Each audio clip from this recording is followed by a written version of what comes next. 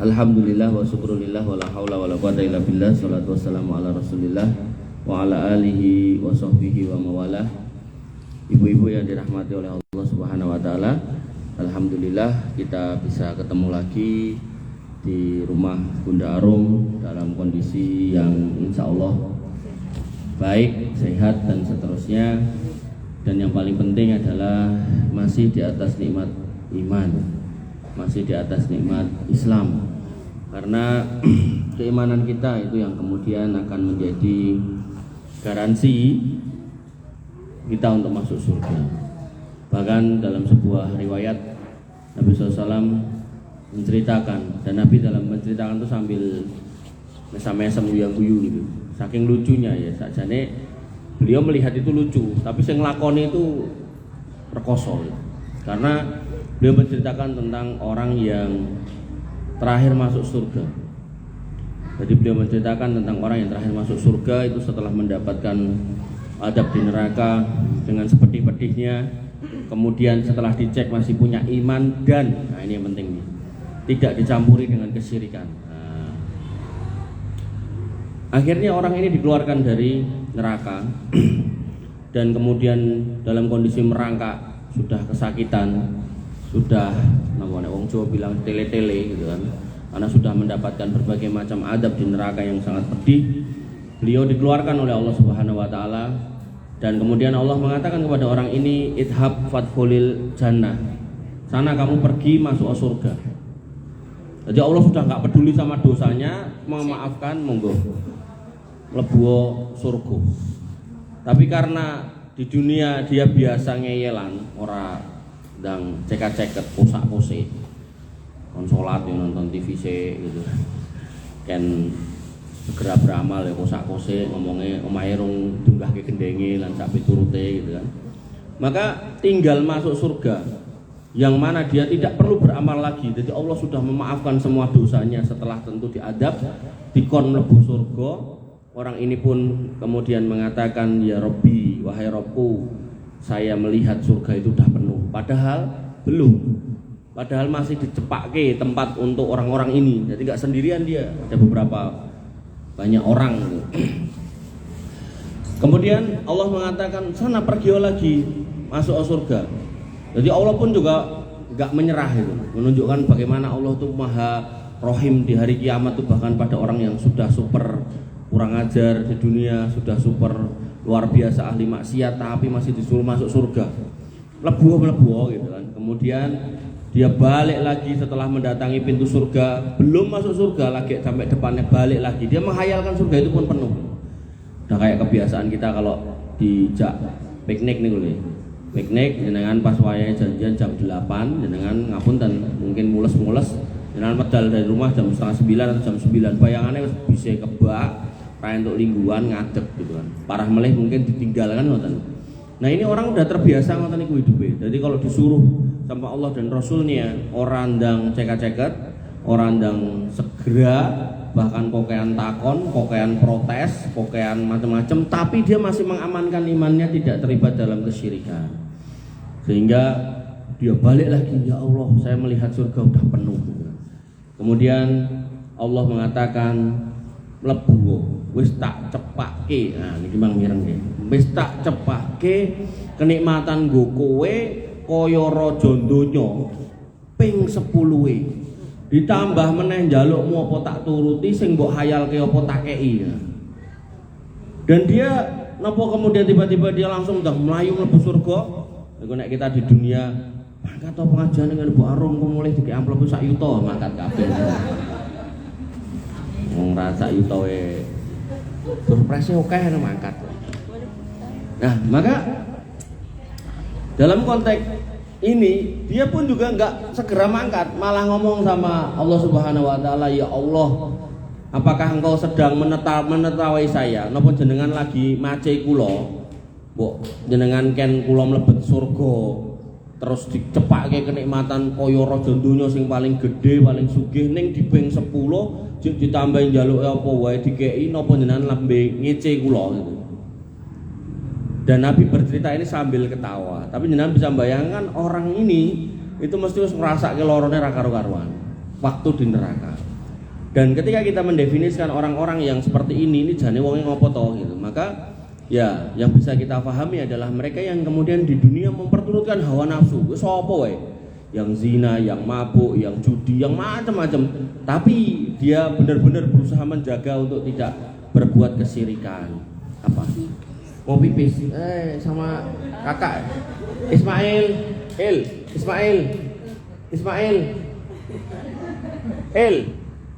Adiknya mau pipis dulu, dianterin ke toilet sana tuh. Nih, dianterin sama ini Bude apa Mbah ini? Mail, temenin. Gitu. Biar muda. Hati-hati loh Bu Nunung. Padha dhuwure. Jadi yang harus kita pahami ini berarti orang ahli maksiat di dunia aja masih diampuni Allah dengan catatan nggih, sekali lagi tidak terlibat dalam kesyirikan sama sekali. Pramila ketika kita kemudian menjaga diri dari perbuatan dosa-dosa besar, nggih, tidak berzina, tidak mabuk, tidak judi, tidak melakukan, tapi kita masih berbuat baik, sholat, bahkan pengajian, bahkan istiqomah, insya Allah Bu, insya Allah jenengan ora perlu mampir ning neraka nganti dingkuk-kuk wonten niku. Insya Allah gitu. Tapi nggih niku wau, ampun nyoba. Artinya ngeten kan kadang enek wong sing kandhani ini terus wah, wis iso diampuni berarti aku nek ngicipi zina sik pisane ra apa-apa lah gitu kan. Engko paling ya ditintas kon neraka. Permasalahan di neraka itu kan enggak sepele Bu, itu permasalahan yang berat sekali.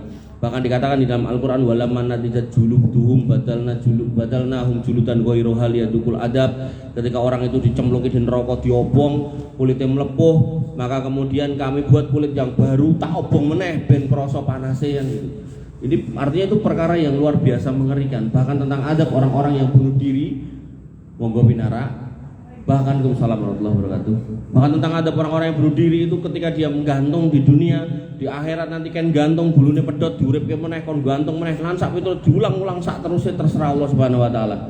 Kalau dia orang kafir maka ya selama-lamanya, kalau dia orang yang masih punya iman maka ada kemungkinan diampuni oleh Allah Subhanahu wa taala. Makanya orang-orang yang bunuh diri itu di kampung jenengan itu masih punya hak, kalau dia muslim masih punya hak untuk dilakukan prosesi jenazah, dimandikan, dikafani dan dikuburkan secara layak sebagai seorang yang beriman, cuman tidak disolatkan oleh tokoh agama. Jadi ya sing nyolake geng kancane.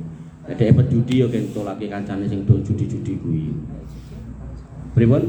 Orang judi mana salah? Nah, ya, pokoknya orang biasa yang menyolatkan. Jadi jangan suruh Pak Ustadz, Pak Gus, Pak Yai kan nyolat, ya ampun. Ibu-ibu yang dirahmati oleh Allah Subhanahu wa taala, sebagaimana requestnya yaitu ipar adalah maut, alhamu al maut. Iki judul film ya ini. Kula malah rong nonton. Muga-muga rasa nonton. Karena wis biasa nonton ning kehidupan masyarakat iki udah banyak kasus. Maka di dalam Islam memang Nabi SAW pernah mengatakan alhamu al maut, bahwasanya ipar itu adalah maut, di mana dari hadis dari Uqbah bin Amir radhiyallahu anhu bahwasanya Nabi SAW bersabda, iyakum baddukhul alan nisa. Janganlah kalian wahai laki-laki masuk ke ruangan yang di situ khusus perempuan. Khusus perempuan gini maksudnya tuh yang memang itu tertutup, area tertutup untuk perempuan yang pada buka jilbab, bahkan mungkin perempuan yang pakai kaos-kaos pendek gitu kan. Nah, maka jangan dibawa masuk. Ketika jenengan punya pasangan jangan dibawa masuk ke situ. Ketika jenengan punya putra laki-laki jangan dibawa masuk ke situ. Ketika jenengan punya saudara laki-laki jangan dibawa masuk ke situ. Faqala rajul minal ansor, maka seorang laki-laki dari Ansor bertanya, "Ya Rasulullah, afara'aital hamwah?" Gimana kalau kami ini adalah ipar wanita-wanita yang ada di situ? Nanti ceritane Mase sama istrinya kan gitu. Nah, ini adik ipare teko gitu. Nabi mengatakan, wong lanang aja go mlebu nek ning kono area wong wedok-wedok. Si laki-laki ini bertanya, gimana kalau kemudian kami ini wong lanang ini adalah ipar dari wanita-wanita yang di dalam situ gitu kan. Maka kata Nabi SAW, alhamu al maut. Yang namanya ipar niku kematian gitu. Maut. Kenapa dikatakan maut? Bahwasanya pertama makna alhamu dulu ipar. Mana kata ipar seperti yang disebutkan dalam hadis adalah kerabat suami selain ayah atau anaknya. Jadi kerabat suami yang merupakan adik itu masuk dalam kategori ipar. Adapun bapak dan anak itu masuk dalam kategori mahram. Jadi ipar itu bukan mahram. Walaupun adiknya suami, ngoten. Jadi nek itu adiknya suami nggih enggak boleh boncengan. nggak boleh kemudian diterkena masjid berdua, nggak boleh gitu kan. Dan kalau itu bapaknya berarti mertua, maka itu mahram. Walaupun nanti misal ngapunten si suami istri ini cerai, maka si mantan istri nggak boleh nikah sama bapaknya. Anak juga demikian. Ketika ini anak tiri, kawannya si suami, maka kemudian ketika seorang laki-laki dan perempuan sudah menikah, janda dan duda punya anak, bawa anak gitu kan, maka hakikatnya mereka menjadi mahram pasca pernikahan orang tuanya yang ditandai dengan terjadinya hubungan antara bapak dan ibunya. Sehingga kalau bercerai lagi, maka mantan anak tiri ini nggak boleh dinikahi oleh pasangan orang tuanya.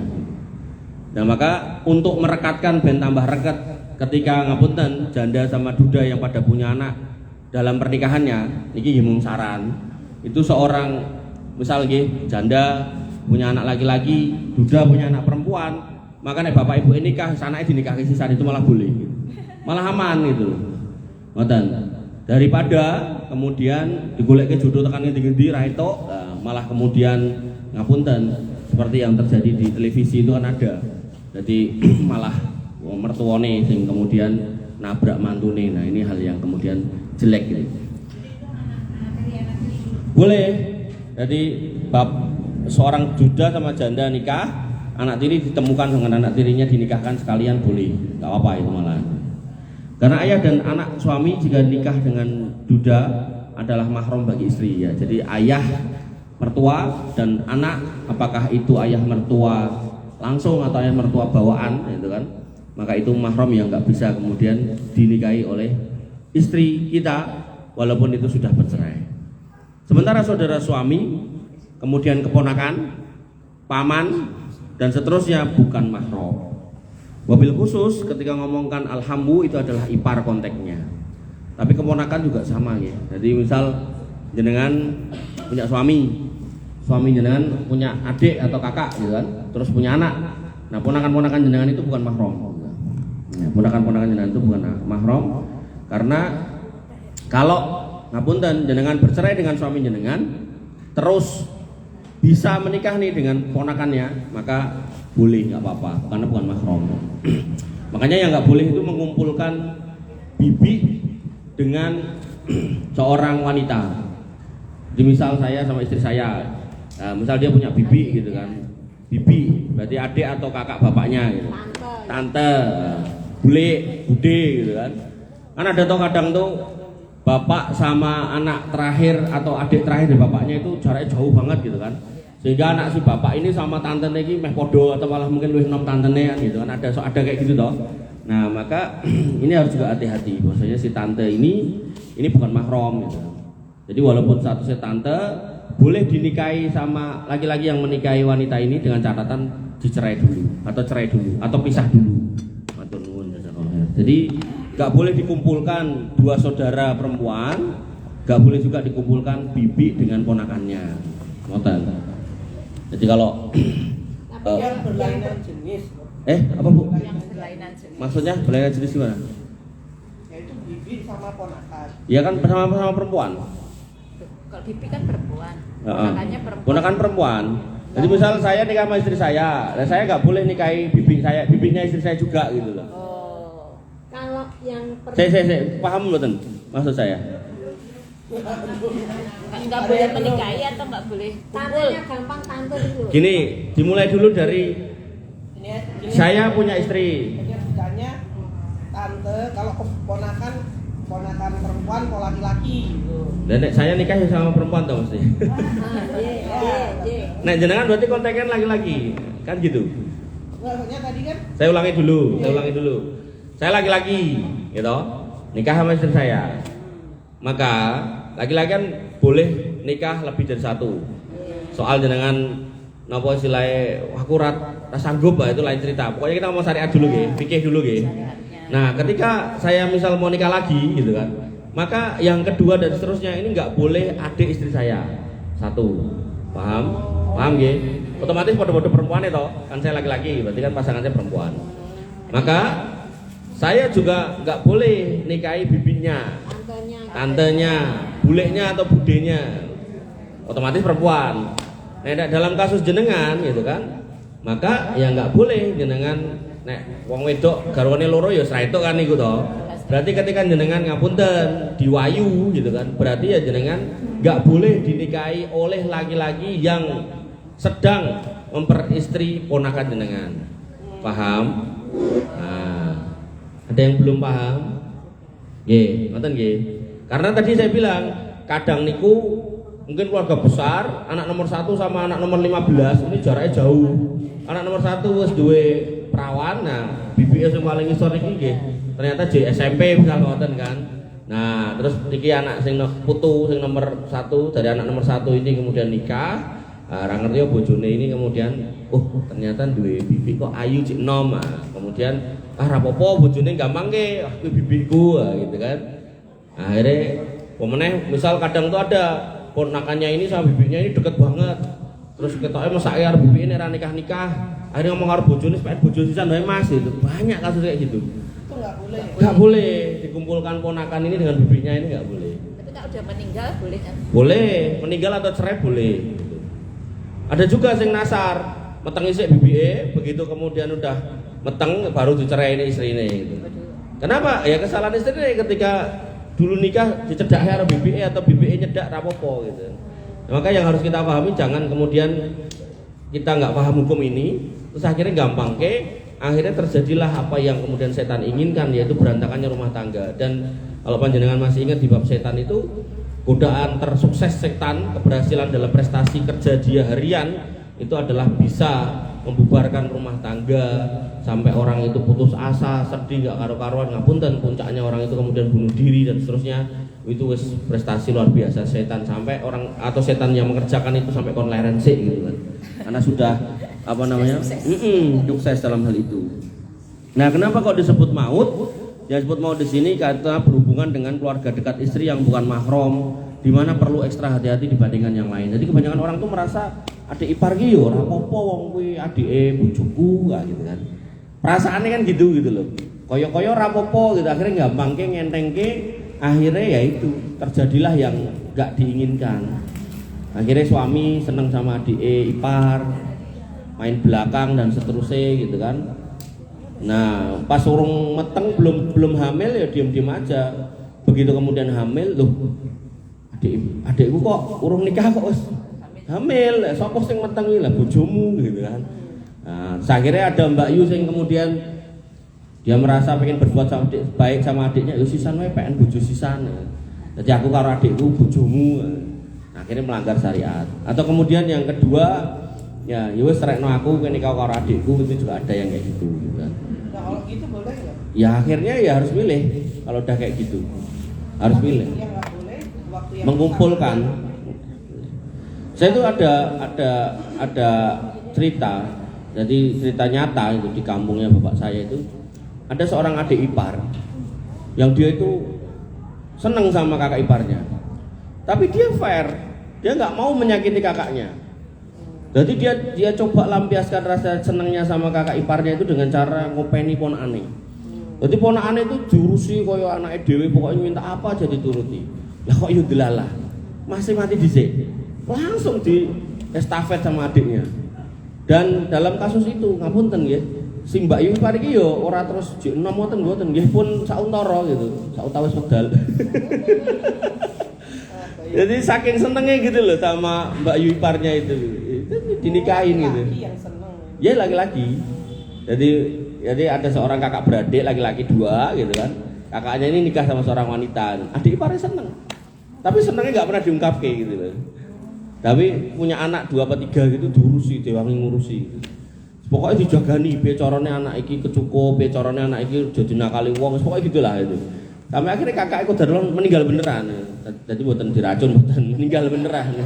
Ya normal aja meninggalnya. Adiknya langsung wis rasuwe langsung gas.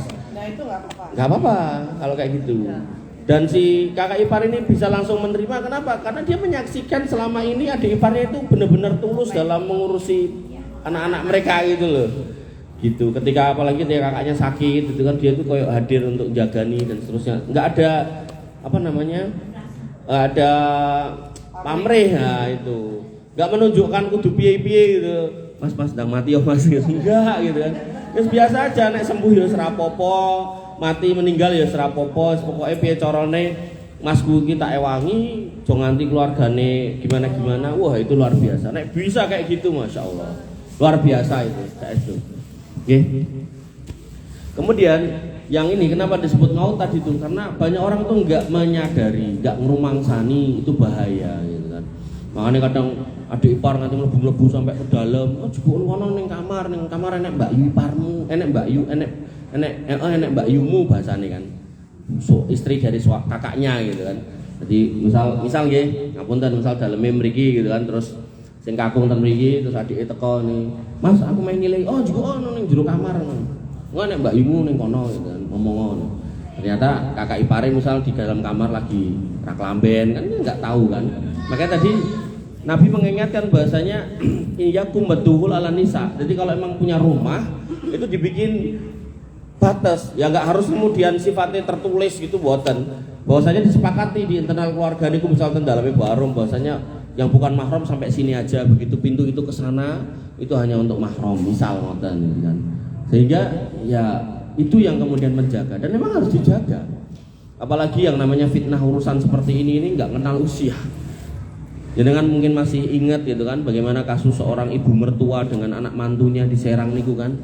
Jadi seorang laki-laki nikah sama seorang wanita iki duwe bapak ibu namanya wis nikah berarti bapak ibu wis 50-an gitu kan.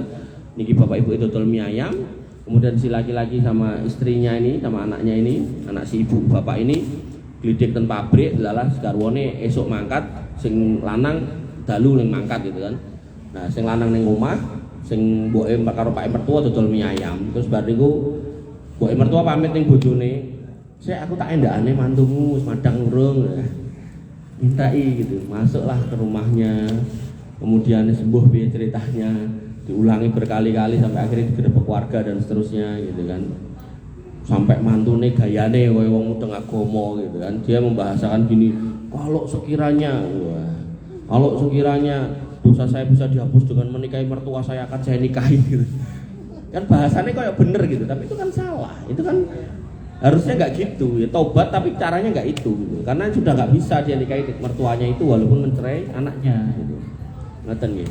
Jadi mertua itu yang saya tahu alam itu adalah mahram selamanya buat kita sebagai pasangan ketika sudah terjadi hubungan suami istri. Tapi kalau misal belum terjadi hubungan suami istri, kemudian kok delok kita aku ngesen mboke gitu kan, nah maka si pasangan ini kita cerai sebelum mencampuri maka itu boleh. Barangkali mboke kemenyek gitu kan. Pokoknya hati-hati. Artinya gini loh, kita harus ngukur gitu loh. Adik kita ini kemenyek apa ora, mbok kita kemenyek apa ora gitu kan. Kalau itu terjadi, maka yes, yang namanya laki-laki Bu, saestu laki-laki. Sampai ada bahasa wong lanang ki ndelok wedhus dibengkesi kadang yes, lali dalan mulih gitu kan. Maka njenengan nek ningali berita tentang Kalimantan niku, kula ngapunten namine dikai jeneng antekan. Ada seekor orang hutan betina itu dicukur entek habis, dibengesi, didadekke niku napa nek wong Jawa Timur ngarani begenggek niku. Dadekke PSK. Yo payu iki. Lah nek niku orang hutan wedok niku sing dadi konsumennya lanang wedok. Yo lanang mesti kan. Makanya nek dulu ada kata-kata wong napa wedhus wedok dibengesi wong lanang iso kepencut. Ngene niku nggih. Lah kok an wedhus lagi orang hutan lho malah kepencut tenan gitu. Maka saya tekankan tadi, jenengan harus kemudian mengukur gitu loh kondisi rumah jenengan itu seperti apa. Ngapunten misalnya jenengan yang sekarang sendiri terus nanti nikah, kok dalam pernikahan itu ternyata jenengan punya anak sebelumnya jenengan bawa anak perempuan, ya anak perempuan itu kok ketoke menye-menye gitu kan. Jaluk pangku pake mertua padahal putra jenengan wis perawan seneni jondo. Joko yang ngono. Piye-piye yo bener kuwi Pak mertua tapi yo kuwi yo wong lanang juga gitu loh. Ngoten. Artinya kita juga harus menjaga jangan sampai itu terjadi. Gampangnya ngeten lah. Ketika enten cah cilik-cilik gitu kan, Mas Galih misal ngoten dolanan korek. Niku ibu yang baik kan langsung mencegah. Kenapa ndak kobong kan ngoten.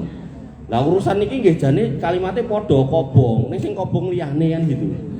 Bentuknya mboten geni, mboten mawa, tapi bentuknya adalah nafsu gitu kan. Bentuknya adalah perzinahan dan seterusnya. Jadi memang harus hati-hati, harus dijaga, jangan sampai kemudian kita menyesal di belakang. Dan berita soal itu banyak. Makanya Imam An-Nawawi mengatakan al-murad bil hamwu guna aqaribu az-zauj ghaira abaihi wa abnaihi. Yang dimaksud al-hamwu adalah kerabat suami selain ayah dan anaknya. Karena ayah dan anak suami adalah mahram, maka boleh berduaan dengannya, tapi ya tetap nganggo batasan. Kadang peh mertuane terus pangkon, ten Purwodadi niku anak lanang duwe bojo. Terus manggon ten omah dhewe jane. Ning bapak iku dilalah kok ya iseng dadak numpang adus gitu kan ten omahe anak lanang niku. Anak lanange ra ndek gawean nembe golek. Bojone ning omah dalam posisi hamil 6 bulan. Namanya orang hamil 6 bulan itu kan wahnan ala wahnin, dalam posisi lemah kan ngoten. Dadi gampangane ya mung glundang-glundung ning kasur ngoten. Delalah bapak mertuane niku medal king napa niku kamar mandi gitu kan. Terus nglewati kamar mantune niku dalam posisi pintu terbuka. Namanya wong tidur, orang tidur kan terang ngerti toh Bu, kadang kesingkap ngoten mboten ngerti, makanya jenengan nek sare kamar itu ditutup. Makanya Nabi juga mensunahkan matikan lampu itu dalam rangka setan itu lho, ben ora klebat ngoten. Mertuane ndelok ngoten niku langsung wah iki langsung ditindai Bu niku pantune. Ya kaget berontak gitu kan, kok aku ditindai buta ngene iki ya. Mertuane tambah panik. Dibisiki setan sing ora-ora akhirnya melayu ten dapur juga pisau Bu niku mantu dibeleh ditubles-tubles nganti mati. Dhek melayu ndelik ning jero lemari. Niku ora ado-ado mboten tebih king mriki Bu. Jaraknya cuma beberapa puluh kilometer dari sini. Artinya itu fakta realita yang terjadi di negara kita, di negeri kita yang kita cintai, yang memang harus jenengan wat-wati, jenengan harus jaga nih, jangan sampai niku terjadi di rumah-rumah jenengan. Caranya gimana? Ya jenengan kemudian pastikan iki jenengan harus mempelajari ngoten lho, konstruksi psikologi garwa jenengan niku pripun ngoten lho. Ki wong lanang sing model piye to gitu kan. Gampangan ora karo wong wedok. Nek memang ngoten nggih ampun dipakake, ketemu koncone SD terus dikenalke. Koncone luwih ayu timbang jenengan gitu kan. Akhirnya golek-golek dhewe alamate WA-nan terus. Banyak Bu cerita ngoten niku saestu. Jenengan nek mau mencermati, mau menggatekkan, jangan cuma dinikmati sebagai sebuah film saja, tapi pahami bahwasanya cerita itu dia emang ada secara realita dan itu kayak gunung es gitu loh. Pucuke ketok misore pendelep ra ketok. Dan sing ra ketok iku luwih akeh timbang sing ketok. Dan ngoten niku yo orang yang melakukan itu namanya itu fitnah syahwat ya. Jadi dia nggak merasa itu salah yang kemudian harus segera diperbaiki. Justru mereka akan mengatakan engkau tak perbaiki nek wis ketemu sing cocok gitu loh. Jadi itu kayak jadi tempat cara untuk kemudian tukar tambah. Ki bojoku terus ki kok ketoke tak golek iki tak terus gitu kan sampai ketemu yang menurut dia itu lebih baik, lebih cocok. Dia pengen berhenti di situ rumangsane. Tapi itu bakal jadi candu yang nggak akan berhenti. Sama kayak orang judi. Orang judi itu rumangsane engko nek menang mandek ndak. Menang pengen menang meneh. Baleni meneh. Engko nek kalah ditentek pengen mandek boten, golek utangan terus.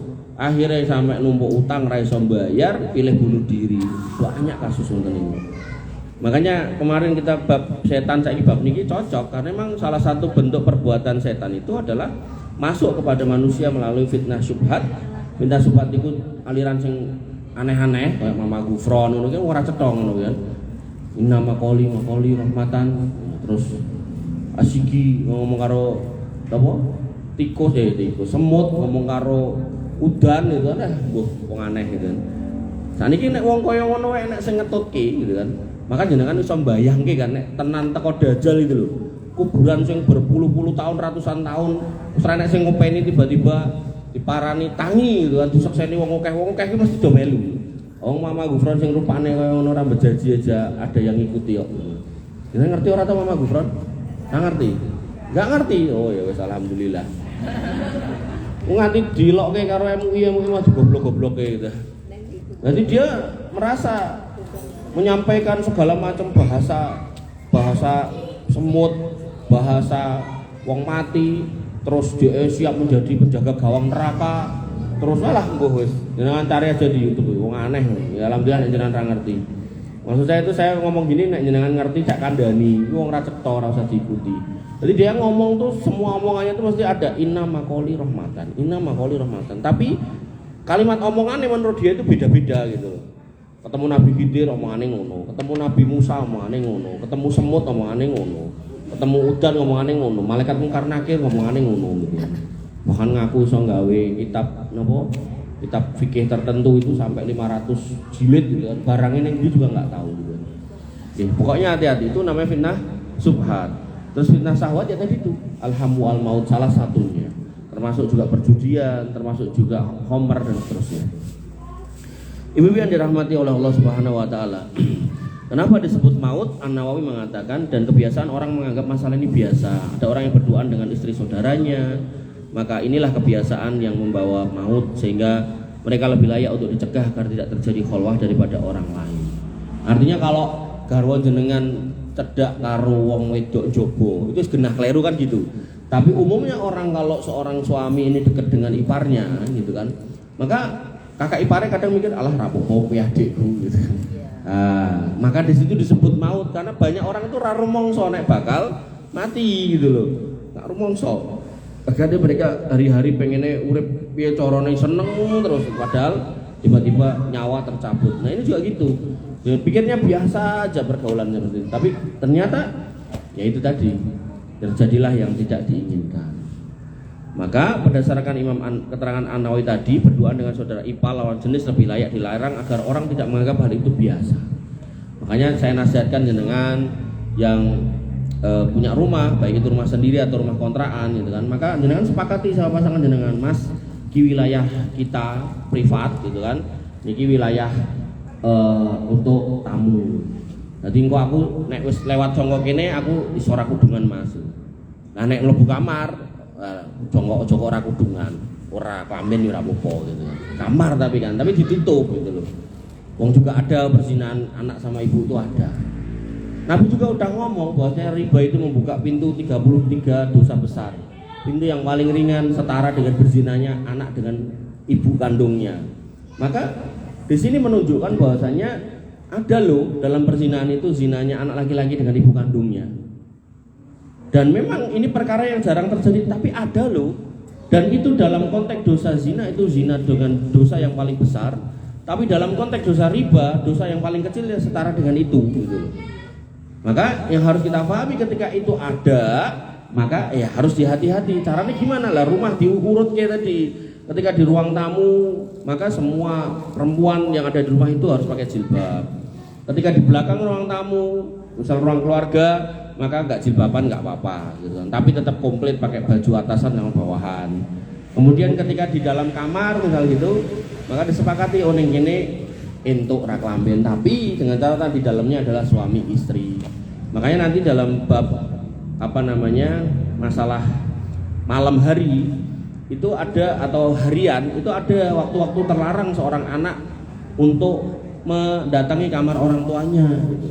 Yaitu ba'da asar, ba'da duhur, kemudian ba'da asar sama ba'da isya. Enggak boleh untuk datang ke kamar orang tuanya karena itu sudah wilayah privat orang tuanya gitu, kecuali nek darurat nggih bar isya jam 12 didodoki ra itu didodoki nah kan ini darurat tapi kan ra itu syariat iki darurat pawone kobongan kae nek ra didodoki itu kobong kabeh gitu. Nah darurat enggak apa-apa gitu kalau darurat. Ibu-ibu yang dirahmati oleh Allah Subhanahu wa taala, oleh karena itu maka Nabi SAW menyebut maut agar dihindari sejauh mungkin. Jadi bahasa maut itu menunjukkan perkara yang bisa membuat binasa gitu loh. Karena orang itu kalau udah mati gitu kan, maka sudah nggak bisa apa-apa gitu kan. Bahwasanya mati itu dibahasakan sebagai pemutus kenikmatan. Udah nggak bisa makan, nggak bisa minum, nggak bisa ibadah, nggak bisa ketemu keluarga, itu kan mati gitu. Maka akhirnya orang yang kemudian sampai terjadi permasalahan ini antara seorang suami dengan iparnya gitu kan, sampai terjadi perzinahan, itu hakikatnya rumah tangga udah di depan mata udah hancur gitu. Tapi ya tadi itu saya bilang, Kadang ada istri yang kemudian wes sisan weh, rapopo aku malah ayem nek adikku ya mbok kayak bojo alah malah kayak gitu. Enggak boleh ya, enggak menggabungkan kakak beradik. Oleh karena itu, karena bukan mahram maka semua adab harus dijaga. Nabi SAW bersabda la yahluwanna ahadukum bi imra'atin fa inna syaitana salisuha. Janganlah seorang di antara kalian berdua-duaan dengan wanita yang bukan mahramnya karena setan adalah yang ketiga. Jadi kalau setan itu udah yang ketiga dia ngepeti terus gitu. Makanya orang yang kumpul barengan kata Nabi itu masih lebih baik daripada yang sendirian.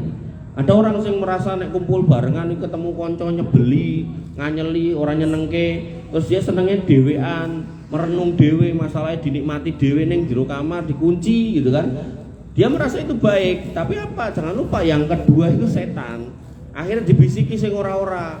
Daripada kue ngaji ning kono, ra urung digelakke karo kanca ngaji, mangkat ning masjid ra urung digelakke karo jamaah masjid. Terus arisan ternyata yo dihapusin ning arisan. Lan sak piturute mendingan mati wae, bunuh dirilah dia di dalam kamar.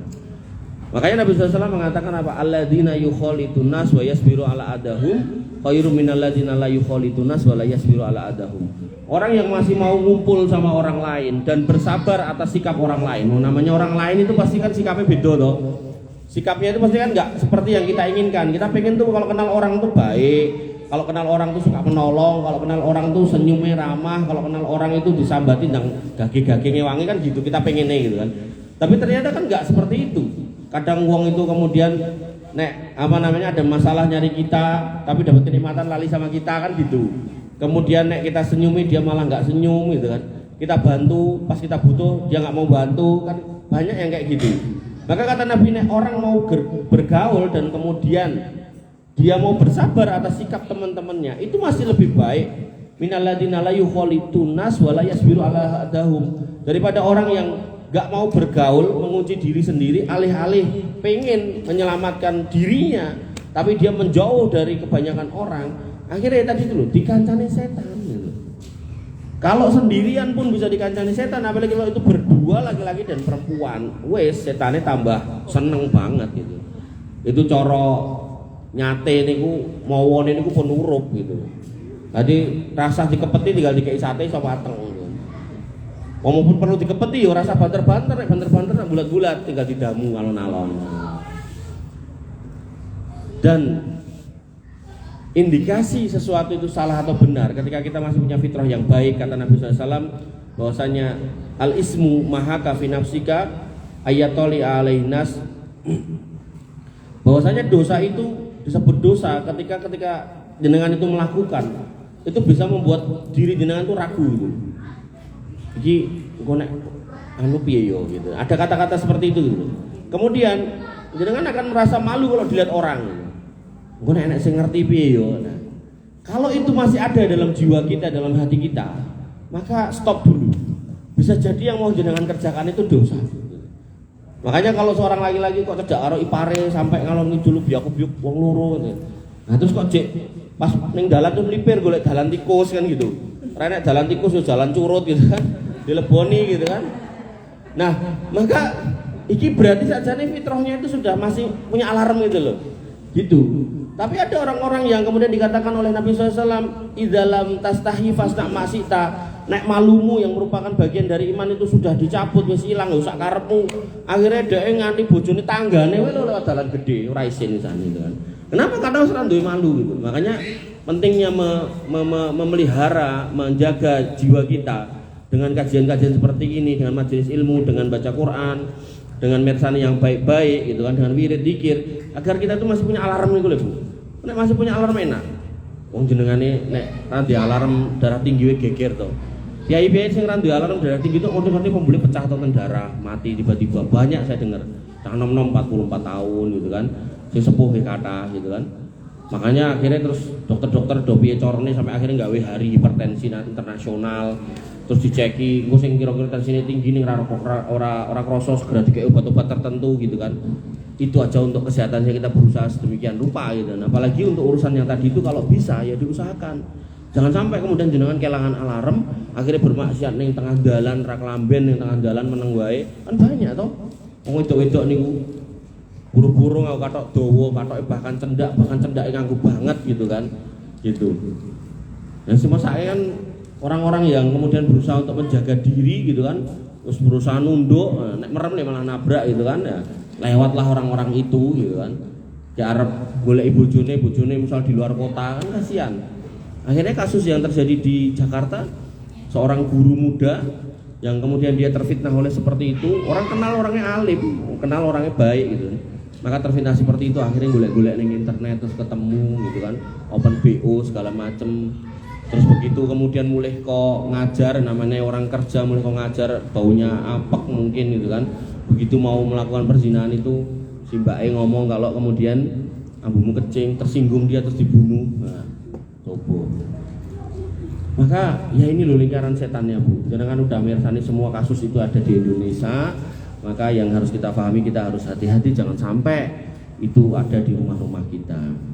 Ibu-ibu yang dirahmati oleh Allah Subhanahu wa taala, sehingga tugas kita adalah menjaga pasangan kita agar kemudian jangan sampai masuk di wilayah-wilayah yang seperti itu.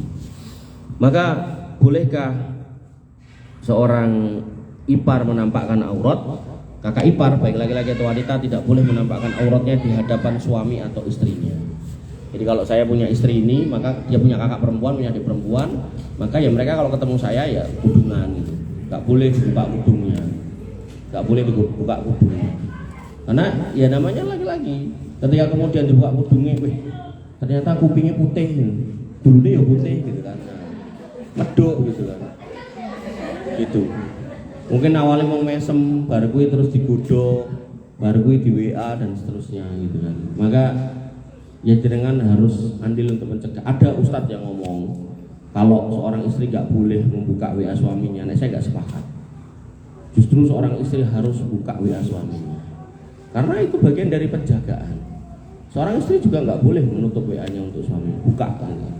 Biar tahu, biar dijaga, saling menjaga. Makanya Nabi mengatakan orang yang menikah itu dia sudah mendapatkan setengah agamanya dan setengahnya dengan bertakwa. Artinya gini loh, ketika orang itu bisa menghadirkan jiwa takwa, merasa diawasi oleh Allah, itu luar biasa. Tapi kan nggak semua orang bisa seperti itu. Makanya akhirnya dua satpam yang jenengi bojo itu cek rodok mending Bu. Makanya orang-orang yang sendirian, walaupun dia itu rajin ibadah, ahli ibadah, sendirian tapi itu pusing nggak karu-karuan itu. Makanya saya disambati sama santri saya di Jakarta gitu. Dia kuliah baru selesai, tapi belum dapat ijazah. Tapi yo waktu nyantri sama saya itu udah saya pekerjakan, jadi sudah kerja sama saya, udah dapat gaji gitu. Dia bilang sama saya gitu kan, Ustadz mohon maaf loh, dulu kan saya sama jenengan udah janji kalau nanti mau nikah kalau udah selesai S2. Tapi saya merasa hari ini tuh saya udah nggak bisa nahan segala macam gejolak yang ada di dalam diri saya. Saya sudah puasa, saya sudah ini, saya sudah itu. Semua rumus-rumus yang ada di kitab fikih itu sudah saya coba terapkan gitu. Saya udah nggak sanggup gitu. Ngomong kayak gitu, bocah umur 23 tahun gitu. Iku nek ngomong nang wong tuane ya diseneni kowe di omah, rong duwe iki, rong duwe kuwi gitu. Kebetulan ngomongnya sama saya, ya wis nek ngono nikah gitu. Kaget ya gitu. Karena mungkin dia pikirnya saya bakal nyuruh yang lain-lain itu kan, kayak tambah gawean, tambah tugas. Enggak, saya ngomong nikah gitu. Nah sama siapa? Ya nanti tak ewangi golek gitu. Ning ngomong karo wong tuamu sean gitu. Boleh apa enggak? Kalau dia mengatakan belum boleh, ya ceritakan apa kondisimu sampai beliau membolehkan. Sampai akhirnya setelah 2 atau 3 minggu dia konfirmasi kalau boleh. Dia cerita, Bu, lala saya ada santriwati mau masuk di tempat saya. Kemudian saya bilang nggak boleh nikah selama pendidikan di saya. Terus dia tiba-tiba mau mundur itu. Katanya lah, ngapa kok mau mundur itu? Kata orang tuanya, ya karena khawatirnya nanti tengah jalan ketemu pasangan yang cocok. Wes langsung tak saut sisan. Nek gelem nikah harus santriku sing iki gitu kan. Maka putra jenengan yo tak pek jadi santri, tak ragati kuliah nanti rampung. Gelem ora gitu kan. Wong tuane gelem. Akhirnya tak tempuk kan Bu, ketemu. Begitu ketemu, santri laki-laki saya itu ndeloki mbak itu. Saya wis batin gitu kan. Wah, engko rampung kok kene lak mesti jawabane gelem. Padahal kan memberi jawaban seminggu toh. Di jalan itu saya tanya ke yang laki-laki, "Piye?" "Ya maulah tat wong dia orang cantik gitu." Soalnya nggak tahu ndelok wong wedok gitu. Nah tahun duwe pacar atau ngobrol karo wong wedok gitu. Nah begitu kemudian di perempuan saya tanya jawabannya gimana Pak? Jawabannya ya nantilah wong masih seminggu gitu. Gitu. Ya itu loh Bu. Artinya kalau jenengan pun punya putra yang sudah wayahe, ya jangan ditunda-tunda nek subyek-subyek karo cah lanang, nek sing wedok, nek sing putra laki-laki biar cah wedok ya gendang, walaupun udah pasti kuliah semester 6 semester 7 serapopo lah, daripada nanti dadak menghamili orang lain dan seterusnya. Makanya orang-orang Jawa itu kan jadi kan pun diwelingi kali mbah-mbah mbiyen to selawe niku napa seneng-senenge lanang karo wedok.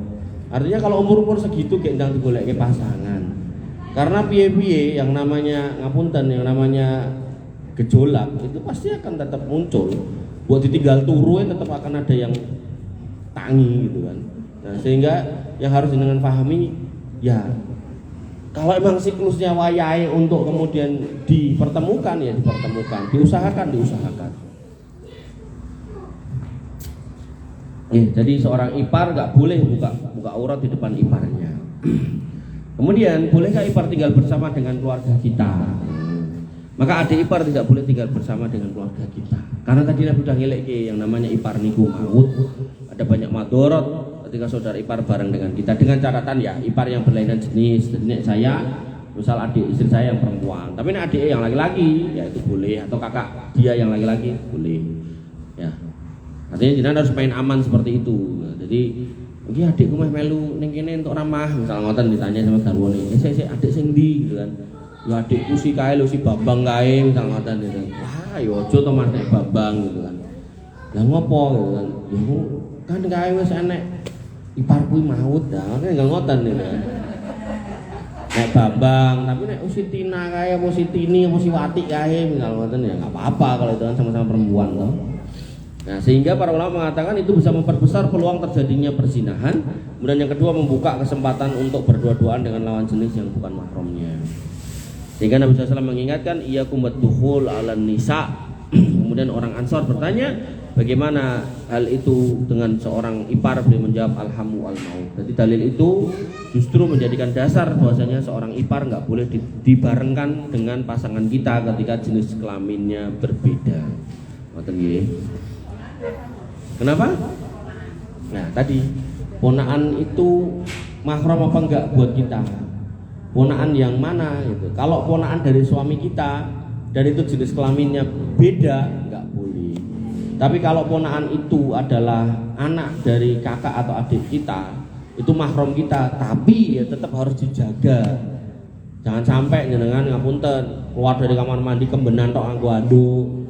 Engko mlaku ngono tok-tok kecantolan duke. Nah, kan. Akhirnya ponaan yang tadine jane ya radong kaya ngono kuwi akhirnya terus pikirane sing ora-ora. Pokoke hati-hati gitu ya. Hati-hati. Artinya kalau misal ngapunten masih memungkinkan kamar itu dikasih kamar mandi di dalam ya itu lebih baik. Kalau masih memungkinkan. Gitu. Tapi kalau nggak memungkinkan ya monggo lah seadanya tapi tetap harus dijaga. Oke. Pokoknya jangan menggampangkan. Bagaimana jika sudah terjadi perselingkuhan? Nah, ini. Maka yang pertama, segeralah untuk memperbaiki keluarga Anda dan menjaga kehormatan masing-masing. Karena bisa jadi seorang yang melakukan perselingkuhan dia akan mendapatkan hukuman dengan perlakuan yang sama dari pasangannya, istrinya atau suaminya. Jadi ada seorang suami ini ketika pulang dia mendapati istrinya sedang berzina dengan laki-laki lain gitu kan. Kemudian yo jenenge wong lanang pengennya yo nek wong kesetanan yo untap gitu kan. Tapi dia masih bisa mengontrol emosinya. Kemudian dia bilang sama pasangan yang ketangkep bahasa ini, "Ndang nggonen klambimu tak andani ning ruang tamu." Duduklah si suami ini dalam, ya saya bayangin mungkin perasaannya serak karo-karuan gitu kan. Kemudian duduklah istrinya dan selingkuhannya. Kemudian suami itu mengatakan, "Gandeng iki omahku, jaluk tulung ndang beresono, do metu kok kene, terus kowe sebagai wong lanang kawin ana bojoku. Kowe sing cah wedok tak pegat." Ya. Apa yang terjadi? Setahun kemudian mereka menikah, tapi kemudian setahun kemudian ya laki-laki itu selingkuh lagi. Memang modelannya kayak gitu. Makanya ngapunten nggih, ada ibu-ibu atau wanita-wanita yang kemudian dia merasa hebat dengan bisa mengambil suami orang tapi dengan cara-cara nggak benar. Hati-hati. Satu waktu, satu saat dia pasti akan mengulangi itu untuk meninggalkan jenengan. Ketika dia ngapunten ketemu yang lebih baik. Tentu lebih baik di sini pasti pertimbangannya soal dunia, entah cantik, entah duit, entah mungkin enak dijak ngobrol, entah apapun gitu kan. Maka setan itu akan selalu bermain di wilayah-wilayah itu. Ya, jadi jangan dicoba-coba gitu kan. Karena pasti ujung dari percobaan seperti ini pasti gelo, kecewa, sedih dan seterusnya. Maka Bisa jadi seorang yang melakukan selingkuh dia akan mendapatkan tadi pasang dah. Kemudian suami yang main selingkuh bisa jadi dia dihukum dengan perselingkuhan istrinya dan sebaliknya. Karena para ulama mengatakan bahwasanya sikapmu yang menjaga kehormatanmu akan dibalas dengan sikap istrimu yang juga menjaga kehormatanmu. Nah, ini ucapan ulama. Afatuka afatu zaujatuka. Kehormatanmu menjaga keluarga, sikapmu menjaga kehormatan keluarga itu akan diimbangi dengan sikap istrimu menjaga kehormatan keluarga. Artinya gini, ketika kita tidak bisa menjaga amanah pernikahan, khawatirnya istri atau pasangan kita itu kemudian juga melakukan hal yang serupa. Makanya Allah tegaskan al-khabisatu lil khabisina, wong wedok elek nggo wong lanang elek. Wal khabisuna lil khabisat, wong lanang elek nggo wong wedok elek. Wa thayyibuna lit thayyibat, wong lanang apik untuk wong wedok apik. Wa thayyibatu lit thayyibin, dan wong wedok apik untuk wong lanang apik. Sehingga muncul kata-kata pasanganmu adalah cerminanmu.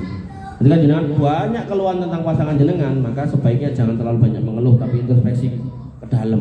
Jane salah apa dosa apa, coba diperbaiki. Kalau kemudian itu ya wis mentok. Sama gini, jenengan mendapati suami jenengan kok orang sholat gitu. Padahal jenengan berusaha untuk mati-matian rajin sholat gitu kan. Ya kalau memang itu yang terjadi ya bisa, mungkin itu solusinya.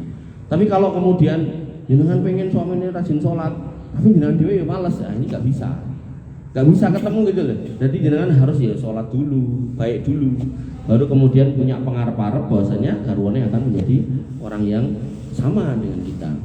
Makanya dibahasakan di peribahasa kita bahwasanya pasanganmu adalah cerminan. Jadi kalau jenengan lihat pasangan kita, itu kita harus kemudian membayangkan ya itulah kita gitu loh. Itulah sikap kita gitu. Dan setiap orang punya cobaannya masing-masing. Ada yang dicoba anaknya, ada yang dicoba wong tuane, ada yang dicoba pasangannya gitu ya. Kemudian yang kedua, jika ini belum menyebar, maka buat kesepakatan agar masing-masing tidak menceritakan kepada orang lain. Tadi kan ceritanya kalau pasangan dengan ipar itu sudah berzina gimana gitu kan. Maka yang pertama bertobat, yang kedua kalau belum menyebar cerita ini, belum ada yang tahu, maka jangan cerita kemana-mana. Sepakati, wis. Ojo ngantek kelakuanmu iki metu kelawan iki. Dalilnya apa? Nabi SAW bersabda, man asaba min hadhil qadurat, siapa yang tertimpa musibah maksiat syai'an dengan melakukan satu perbuatan falyastatir bisitrillah, maka sebaiknya dia sembunyikan dengan kerahasiaan yang Allah berikan. Makanya nanti dalam fikih nikah, seorang wanita itu ketika ditanya sama pasangannya, calon pasangannya, Mbak, gue cek perawan apa ora gitu kan, maka gak ada kewajiban wanita untuk menjawab. Ya, jadi laki-laki yang baik dia nggak akan nanya itu, karena cerita masa lalu seorang wanita itu nggak boleh diceritakan lagi, karena itu harus ditutup gitu kan. Dan seorang laki-laki yang punten kemudian mendapati pasangannya pada malam pertama itu bukan gadis, ya, maka nggak perlu kemudian berspekulasi kalau dia sudah pernah berzina. Karena kalau sampai keluar tuduhan itu, dia harus mendatangkan 4 orang saksi yang melihatnya langsung. Nah enggak, maka itu masuk dalam bab qadhaf, menuduh berzina. Dia kena cambuk 80 kali kalau dalam fikih atau syariat Islam. Sehingga enggak ada kewajiban untuk menjawab atau menjelaskan itu. Ning sayangnya kadang ibu-ibu raditekoki kadang cerita gitu loh. Ora penasaran Mas, aku mbiyen pernah karo sapa wae lho. Karo iki disebut kabeh. Wong jenengan ditanya aja gak wajib jawab. Apa meneh dadak cerita ra etuk malahan dosa. Makanya Allah mengatakan bahwasanya kullu ummati mu'afan illa al-mujaharah. Setiap umatku itu akan diampuni dosanya kecuali orang yang ngablak gitu. Dosa sing dhek sing ngerti, ora nek wong ngerti kok itu diceritake. Saya pernah ketemu kayak gitu. Orang-orang tua entah laki-laki entah perempuan gitu kan. Gak pernah ketemu ya pas kayak gini tiba-tiba ketemu gitu kan. Satunya saya, satunya beliau udah berumur gitu, terus cerita, wah nom-nomanku mbiyen ngene iki Mas. Ya kan, apa faedahnya buat saya untuk dengar itu dan apa faedahnya buat beliau dengan untuk bercerita itu? Kan enggak ada. Kalau enggak ada faedahnya enggak usah diceritakan. Nggih. Ya pengen ngerti sampean kene aku mbiyen ganteng ayu, kasing gelem terus. Tobat, yang kedua jangan disebarkan. Kemudian di pertanyaan yang ketiga, bolehkah menikahi adik ipar tadi? Maka di antara pernikahan yang dilarang dalam Al-Quran adalah menikahi 2 orang wanita bersaudara, di mana Allah sebutkan wa antasma'u bainal ukhtayain.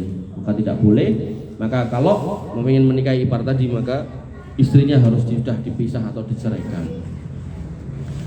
Pertanyaannya, gimana kalau kemudian perzinahan itu kemudian menyebabkan hamil?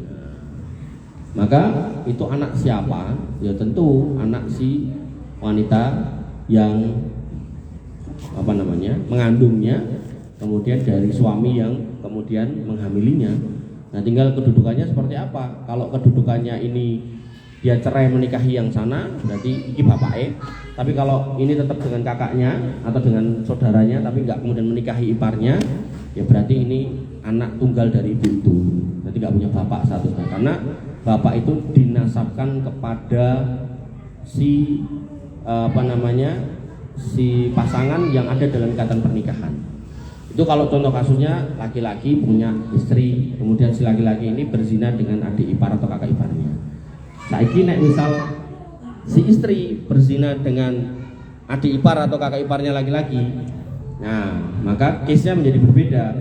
Maka kehamilan ini dengan tadi bertobat, kemudian yang kedua ditutupi, kehamilan ini kembali kepada suaminya yang sah, yaitu suami yang belum menceraikannya. Jadi ke suaminya. Jadi misal dadak aku ya. Jadi misal ini gitu kan, laki-lakinya ini gitu kan, istrinya ini, ya ini dua adik ini gitu kan. Nah, berzinalah dia dengan adiknya atau kakak iparnya ini, terus dia hamil, dan maka anak yang dikandung ini statusnya secara syar'i anaknya si ini. Paham ya? Nah, gitu. Berbeda kalau kasusnya ini laki-laki, ini perempuan gitu kan. Maka ketika ini istrinya, ini suaminya, terus suami ini berzina dengan iparnya, ini kan mateng nih. Nah, maka pilihannya, nah ini nyerai kakaknya misalnya, nggak belah kakak gitu kan, kemudian dia nikah sama itu, nah, maka ini anaknya statusnya bapak ini, anak ini. Tapi kalau kemudian dia nggak nyerai kakaknya, jadi dia cuma bobot sendiri dan melahirkan sendiri, ya udah berarti anak itu kembali ke dia tok, gitu. Nggak punya bapak secara syar'i. Ngoten. Pokoknya anggar ruwet ngoten, makanya hati-hati, makanya nek ora pokoknya nek ngati-hati nggak bakal ketemu sing ruwet ngoten iki gitu. Hah? Gimana? Double di madu, nggak boleh nomor madu. Kan tadi nggak boleh mencampurkan ini. Wa antas ma'uban. Nggak bisa dimadu. Nggak bisa. Dari awal saya jelaskan nggak bisa.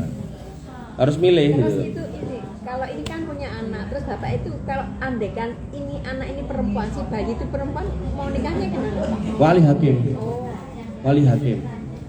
Wali hakim. kan sering kan banyak ya. Iya. Dampak psikologisnya bagi Iya. si anak nanti. Nggih, pripun, Bu? Mungkin nggak ada hubungannya sama ipar, tapi Iya. tentang hisab. Jadi ada perempuan dekat dengan laki-laki, si laki-lakinya I gitu ya. Perempuan dekat dengan laki-laki. Perempuannya N, laki-lakinya I. Wes ora usah nganggo inisial. N Nunung. I Imron. I ABC aja Bu. anak saya Ismail. Ini perempuan, ini laki-laki ya. Sama P, laki-laki perempuan. Oh iya. Si N kan perempuan, Iya. laki-laki. Ini perempuan, ini laki-laki. Nah, terus Belum menikah, belum nikah, hamil. hamil. Nah, terus Si N hamil, ini hamil. orang tuanya N Bapaknya nggak suka sama gak suka sama ini. Terus cariin laki-laki yang lain. namanya D. Boleh kayak iki. Nah, Terus akhirnya si N menikahlah sama D. Iya. Kemudian akhirnya si N sudah melahirkan Ya, laki-laki. laki-laki. Tapi karena dia menikah sama D, si anaknya bayi laki-laki itu diizinkan si D itu sebenarnya boleh nggak? Gak boleh, dari mulai awal aja ketika dia jelas hamilnya di luar nikah karena perzinahan ini, maka ini nggak boleh nikah. Si wanita ini nggak boleh nikah dengan siapapun kecuali yang menghamili. Nggak boleh dengan siapapun kecuali yang menghamili, dengan syarat yang menghamili ya cuma dia. Tapi nek waktu menghamili ini ngapunten gonta-ganti pasangan atau banyak orang yang udu benih, maka dia pun nggak boleh nikah dengan salah satu di antara siapapun itu. Sehingga pernikahan dengan si yang baru ini menjadi batal hukum nikahnya. Dan nasabnya nggak bisa dinasabkan ke sana gitu. Itu. Lahir dulu kalau memang yang menghamili orang banyak, tapi nek yang menghamili satu ini harusnya dinikahkan dengan ini gitu loh. Dinikahkan dengan ini karena yang punya benih ya ini, jadi boleh gitu. Yang nggak mau siapa? Orang tuanya. Yang nggak mau kan orang tuanya gitu loh. Dan wali seorang perempuan itu kan nggak cuma orang tuanya, pamannya ya juga wali. Artinya kalau orang tuanya nggak mau harusnya pamannya bisa gerak gitu loh. Ini rata-rata kan ngapunten nggih gitu kan, seorang paman, seorang adik dari bapak itu kadang saurus urusannya kono gitu kan. Makanya pentingnya membingkai keluarga besar itu dalam kedamaian itu agar bisa saling bahu-membahu, memberikan masukan, saran dan seterusnya. Makanya ini nanti akan jadi salah terus. Untungnya nanti tadi anaknya laki-laki, anaknya perempuan. Akhirnya dia nikah diwaleni karo kuwi. Banyak kasus kayak gitu. Kalau Arwat jundet tuh itu. iya. Seandainya itu terjadi gitu di apa namanya yang menikahkan adalah bapak yang bukan bapak kandungnya itu Ya batal. nggak sah lagi nikahnya. Jelas hadisnya ayu mamra'atin nakahat bi ghairi waliyuha. Wanita mana aja yang nikah dan yang nikahkan bukan walinya, fa nikahu batilun. Nikahnya batal. Enggak sah gitu. Harus walinya gitu. Kalau misalnya ya, yang perempuan kan mau nikah nih ya, anaknya, terus tiba-tiba orang tuanya baru cerita bahwa kamu bukan bapaknya bukan ini, ada bapaknya yang ini, terus dicariin lah sampai kampung dan terus kayak gimana tuh nikah tuh tetap sah kan? Kalau laki-laki kan nggak ada kaitannya dengan wali. Kalau anaknya perempuan, saran saya kalau emang ada keruwetan soal nasab, mendingan langsung wae wali hakim. Oh, kemarin ada yang nanya sama saya tuh, cerita panjang lebar ngalor ngidul ngetan ngulon gitu, sampai saya tuh bingung gitu. Wes gini aja lah. Kalau emang mengklirkan ini bapaknya yang mana itu rumit dan panjang, langsung aja wali hakim gitu. Oh gitu boleh tak? Boleh. Teman saya tuh ada pernah kejadian kayak gitu. Terus Sering banyak. Pokoknya didatengin lah dari Medan gitu. Ini pun juga kalau akhirnya ini nggak jadi nikah dengan beliau ini sebagai orang yang menghamili, ini yo nggak bisa anaknya yang keluar tadi terus kalau bapakmu sing kaya nggak bisa. Karena kata bapak dalam Islam itu harus terikat dalam pernikahan, Bu. Ngoten. Gampangnya gini, ada seorang suami, ada seorang istri, istrinya piknik neng Bali, kemudian berzina dengan bule, kemudian mulai lahirke anak yang rambut pirang, moto biru, kulitnya merah, padahal bapaknya ireng coklat, motone ireng juga gitu kan. Maka secara fisik kita akan melihat itu jelas dudu anaknya bapaknya, dudu anaknya mboke, wong mboke ditarik munggah, yo gak ada mbah-mbah londo, bapaknya yo demikian, tapi secara fikih kuwi anaknya bapaknya tadi itu gitu. Dan bapaknya ini kalau ingin membatalkan ikatan nasabnya ini bisa dengan sumpah li'an. Dia mengucapkan sumpah, demi Allah itu bukan anak saya, demi Allah bukan anak saya, demi Allah bukan anak saya, demi Allah bukan anak saya. Kemudian diucapkan 4 kali, yang kelima, maka kalau saya berdusta saya siap menerima laknat Allah. Istrinya kalau merasa itu anaknya, ya tinggal ngomong, demi Allah itu benar anakmu, demi Allah benar anakmu. Kalau saya berdosa saya siap kemudian menerima laknat Allah. Nah, orang laki-laki dan perempuan yang sudah saling bersumpah li'an ini otomatis cerai selamanya, nggak boleh kembali lagi. Walaupun itu pertama kali diucapkan. Nah kan lucu nek misalnya ada wanita seperti itu ngengkel itu anaknya bojone, wong bojone jelas Jawa irung pesek kulit ireng kok gitu kan. Sedangkan iki metune bule irung mancung kulit putih kan. Oh, sampai dia berani gitu ya nggak lama ya pasti dilaknat sama Allah gitu. Makanya harus kita pahami bahwasanya pentingnya menjaga nasab itu luar biasa. Saya itu luar biasa. Maka tadi paling orang tua dulu mungkin ya ora iso dalil, mungkin dia maca Quran enggak lancar, isone mung nitip kata-kata selawe lho, seneng-senenge lanang karo wedok. Nek wis kira-kira wayahe seneng nggih ndang dinikahke. Gak usah kosak-kosik gitu kan. Karena nanti nganti ada yang tadi kebobolan nanti malah jadi PR. Ibu oh, N meneh. N-nya di situ, Bu.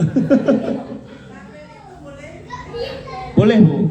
Boleh. Memang ada khilaf ulama, tapi ada sebagian ulama yang membolehkan ketika seorang wanita itu hamil dan dinikahi oleh laki-laki yang menghamili boleh. Dengan catatan benar-benar yang menghamili loh ya.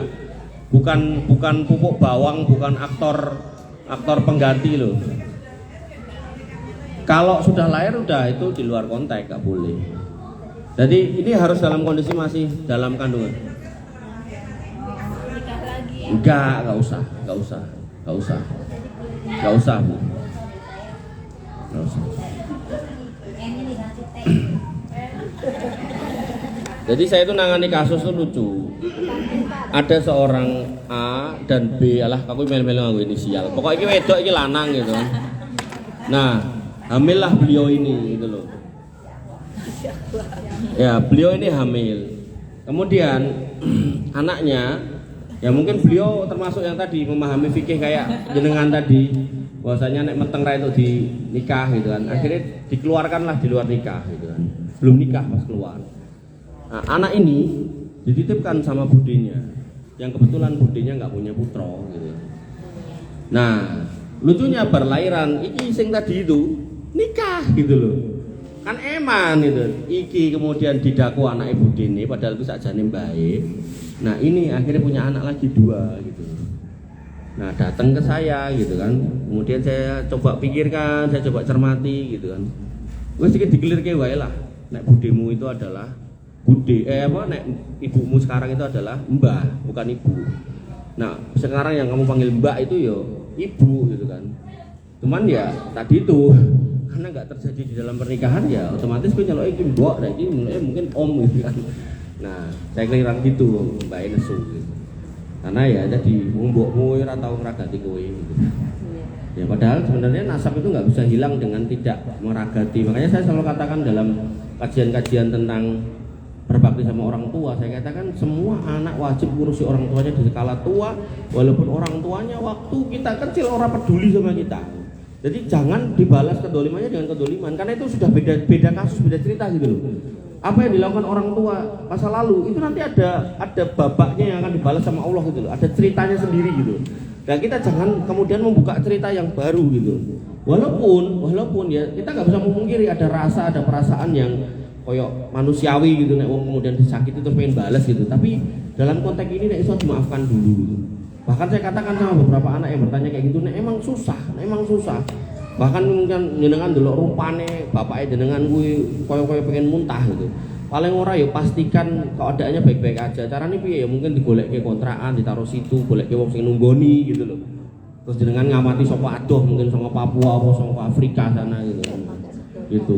Ya, sepenting pokoknya kita memastikan dia hidup kecukup gitu. Kecukup dalam artian ya normalnya makan 3 hari, sehari 3 kali. Kemudian buat mandi, listrik dibayar, ada keiupan, boten kodanan, boten dadi gelandangan yang dalan. Minimal gitu. Kan ada anak-anak sing bales gitu. Kowe mbiyen zaman anu udah-udah ora tau ngopeni aku mbok piloro gitu. Akhirnya Pak ditempel lagi pada cek tua. Lalu udah tua dan selesai. Bapak Ibu yang dirahmati oleh Allah Subhanahu wa taala. Maka bagaimana nih? Nah, lalu bolehkah menikahi ponakan? Keponakan atau anak saudara termasuk mahram. Keponakan, anak saudara kita. Beda dengan keponakan anak suami atau pasangan kita. Beda ya. Kalau anak dari kakak atau adik jenengan itu mahram. Tapi kalau anak dari adik atau kakak suami jenengan atau pasangan jenengan bukan mahram. Maka dalam konteks keponakan yang merupakan, makanya dalam bahasa Arab tuh keponakan itu sing anake sapa ki? Anake si iki punya istilah sendiri, anake si kuwi punya istilah sendiri gitu kan. Tapi kalau kemudian di kita ya kabeh jenenge keponakan. Bibi juga sama. Bibi itu ada yang disebut ammah, ada yang disebut kholah gitu. Itu 2 penyebutan yang berbeda. Ini bibi dari mana gitu kan. Tapi kalau di kita ya bibi kabeh, bulik kabeh, bude kabeh kan gitu. Maka kalau konteksnya itu adalah anak saudara kita, you know, maka itu mahram sehingga tidak boleh menikahi keponakan. Karena nggak boleh mahram bukan berarti terus boleh menunjukkan aurat gitu.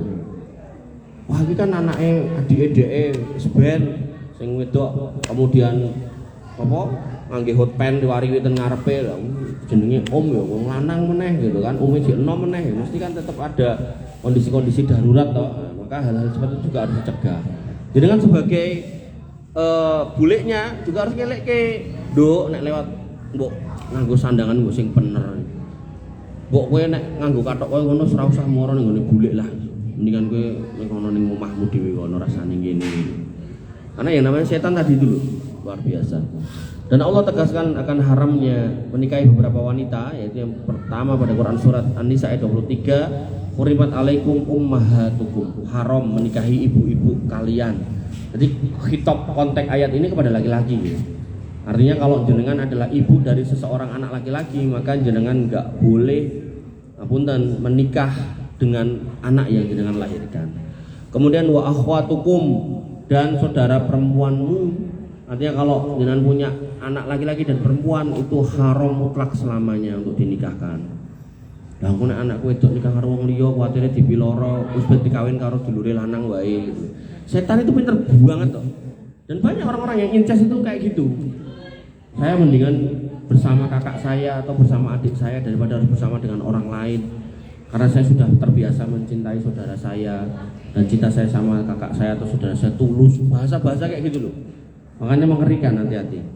Kemudian wa ammatukum, dan kemudian nggak boleh menikahi ammah di sini adalah saudara perempuan, saudara bapakmu yang perempuan.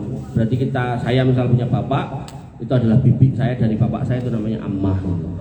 Wa khalatukum, dan bibi dari ibu saya. Jadi bibi baik dari bapak maupun dari ibu nggak boleh dinikahi. Kan nggih? Bude atau bule dari dua jalur, dari bapak namanya ammah, dari ibu namanya kholah, itu dua-duanya nggak boleh dinikahi. Tapi nek jenengan adalah bibi dari seorang keponakan dari jalur suami, bukan dari jalur jenengan dewe ya. Nek jenengan sudah cerai dengan si suami itu boleh. Dengan catatan tadi itu dari jalur suami, bukan itu anak dari kakak atau adik jenengan. Kemudian wabanatul akhi, anak dari saudara laki-laki, berarti ini pun apa? Ponakan gitu. Wabanatul ukhti, dan ponakan dari anak perempuan. Wa ummahatukumul lati ardoknakum, dan ibu-ibu yang dulu pernah nyusui kamu. Ini yo musibah hari ini. Ada wanita-wanita yang ngapunten air susunya itu berlimpah, diperes okeh-okeh, didekek neng freezer atau chiller, freezer lah ya, freezer. Kemudian diiklankan neng medsos, siapa yang mau satu botol 200 ml regane 200.000. Terus yang tuku wong ngendi-ngendi terus dikirim dipaketke gitu kan. Atau donor ASI gitu kan. Itu enggak jelas, harusnya jelas kepada siapa ini dikirim, siapa yang menerima, dan itu juga harus disimpan identitasnya. Ngoten. Maka yang harus kita pahami, harus kita ngerti urusan-urusan seperti ini agar hati-hati, jangan sampai nanti anak kita menikah dengan saudara sepersusuannya atau malah menikah karo mboke sing melu nyusoni mbiyen. Wa ummahatu nisaikum, dan ibu-ibu istrimu mertua nggak boleh gitu. Nah, jadi ini adalah wanita-wanita yang nggak boleh dinikahi. Maka pada ayat di atas Allah menyebutkan di antara wanita yang haram adalah wabanatul akhi wabanatul ukhti, ini keponakan. Maka nggak boleh keponakan. Jadi bibi atau paman kita ke atas jadi bapak, kemudian punya adik atau kakak nggak boleh. Kemudian kita ke samping punya adik atau kakak, terus ini punya anak, itu ya nggak boleh. Kemudian ada hukuman berat dalam fikih Islam ya tentang orang-orang yang menikahi mahramnya. Dalam sebuah hadis dari Al-Bara bin Azib, beliau pernah melihat pamannya membawa bendera. Kemudian aku bertanya, paman kamu kemana? Sang paman menjawab, arsalani Rasulullah Shallallahu Alaihi Wasallam ila rojulin tazawwaja imro'ata abihi mim ba'dihi an adriba unukohu au qatalahu. Aku diutus oleh Nabi SAW untuk menangkap seorang laki-laki yang menikahi istri bapaknya. Berarti ini kini Rambo, ya berarti ibu tirine, kan itu mahram nih. Jadi mantan istri bapak itu ya nggak boleh dinikahi walaupun bapak udah meninggal. Lebih-lebih bapaknya masih ada gitu, anaknya lancang itu nggak boleh. Tapi di sini dikatakan setelah bapaknya meninggal. Jadi ibu tiri itu adalah mahram selamanya gitu. Kemudian apa yang diperintahkan Rasul kepadamu wahai paman? Beliau mengatakan agar aku memenggal kepala orang itu atau memancungnya atau membunuhnya. Jadi dalam Islam menurut hadis ini hukuman orang yang menikahi mahramnya adalah dihukum mati. Nah, jadi itu sebuah kriminal yang besar gitu. Jadi bukan kriminal yang sembarangan. Ibnu Qayyim ya dua-duanya, nggih, dua-duanya. Kalau ibu angkat terus Ibu angkat bukan mahram. Ibu angkat bukan mahram. Kecuali ibu angkat waktu mengangkat anak dia nyusoni ya, itu lain cerita. Itu mahram karena menyusui. Dan Ibnu Qayyim menegaskan dalam hal ini, yaitu beliau mengatakan waqad nasso Ahmad fi riwayat Ismail ibn Sa'id fi rajulin tazawwaja imra'ata abihi, dan telah ada nas dari riwayat Ismail bin Sa'id tentang orang yang menikahi istri bapaknya, au bidzati mahramin, atau dengan wanita mahramnya, berarti mungkin kakaknya, incest gitu kan.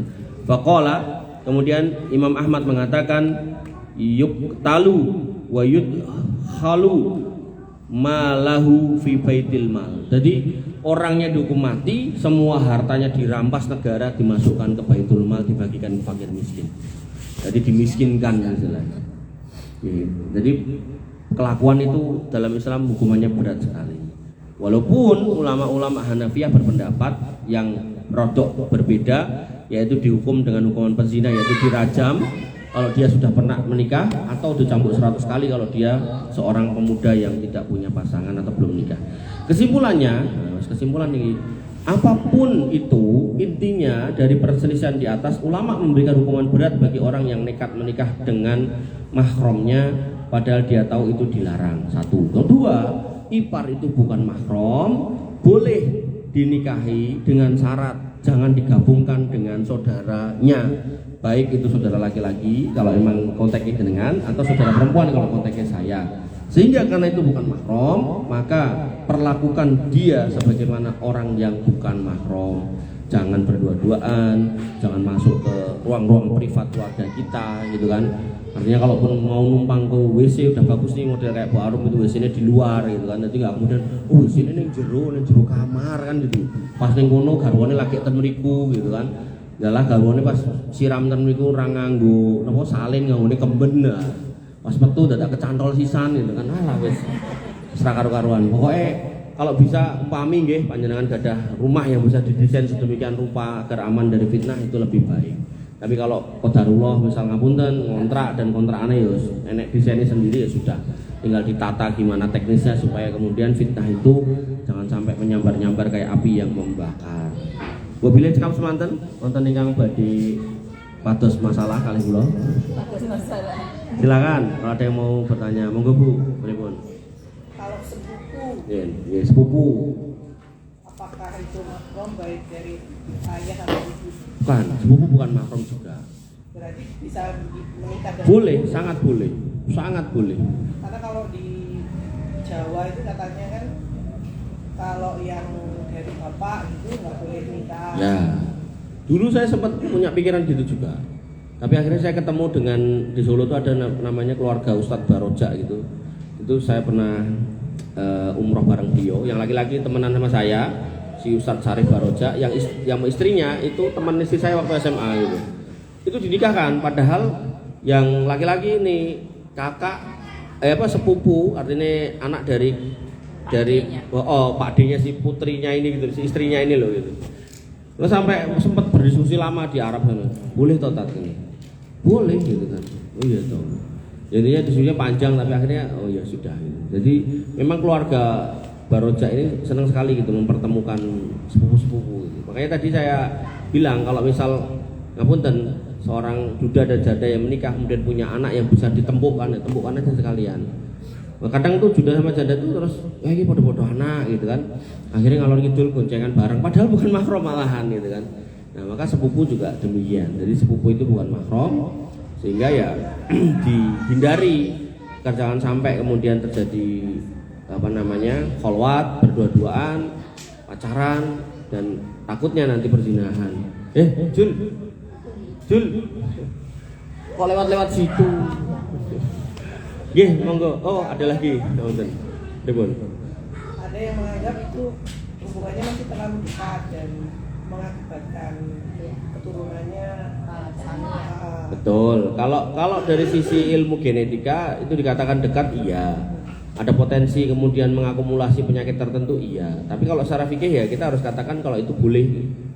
Jadi ibaratnya gini Bu, ketika keluarga itu masih dekat, itu potensi penyakit-penyakit tertentu kan, penyakit itu kan diindikasikan dengan genetika gitu, kromosom X, Y dan seterusnya. Nanti itu kan ada genetis yang dominan siapa gitu kan. Maka dengan hikmah, dengan harus menikah dengan yang makin jauh, makin baik, itu adalah dalam rangka untuk menegasi atau memadamkan atau mereduksi dominasi genetik yang kurang baik. Nah, maka dalam konteks sepupu prinsipnya masih boleh. Cuman ya tadi itu tidak menjadi satu hal yang harus. Artinya gini, kalau kita misal keluarga besar kita ini keluarga bengek misal gitu. Lalu kita tahu nih semua sepupu itu bengek, anak-anak kita bengek gitu kan. Ya menurut saya wallah alam gitu kan. Walaupun boleh menikahkan sama sepupu tapi mungkin kurang bijak. Bijaknya ya tetap dicarikan yang genetisnya baik. Ada juga yang misal saat keluarga besar itu albino gitu kan. Akhirnya ya kalau emang itu yang ada ya kalau jangan ditempukkan dengan yang sama-sama karena nanti keluarnya otomatis albino semua gitu. Padahal albino itu kan bukan putih yang sehat gitu loh. Artinya itu kelainan genetis gitu. Sehingga yang terbaik ya harus dicarikan yang jauh gitu. Karena golek sing adoh misal sijine wong kulit putih yang albino, goleke wong Afrika atau wong Papua yang kulit hitam. Ternyata pas dinikahnya jadinya albino juga. Ternyata orang hitam itu juga punya yang gen-gen albino juga ada. Tinggal dia gennya resesif atau dominan gitu loh. Kalau gennya resesif ketemu resesif, akhirnya nanti resesif tempuk dua itu tempuknya ya tetap bakal muncul itu gitu. Gak akan tertutupi gitu. Tapi kalau kemudian resesif ditempuknya dengan yang nggak karier gen-gen resesif tertentu, itu biasanya ketutup gitu. Penyakitnya nggak kelihatan. Artinya ada sisi keilmuan tapi ada sisi fikih gitu loh. Artinya di dalam konteks fikih itu menikahnya sepupu dengan sepupu itu udah yang paling mepet lah gitu. Nah, jadi lebih mepet lagi udah nggak boleh. Adik dengan kakak nggak boleh. Bahkan di dalam kultur Minang, kultur Batak itu malah diperluas.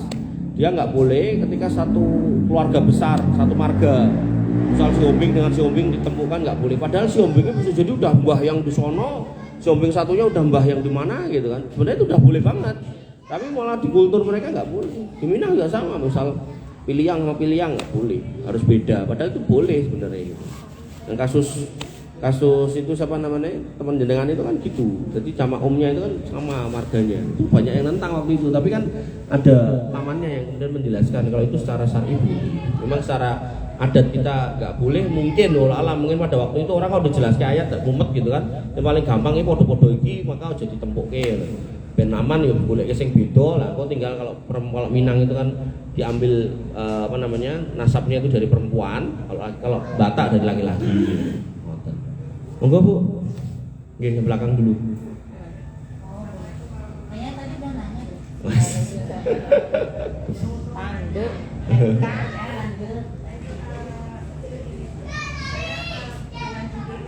Nggih. Hadis.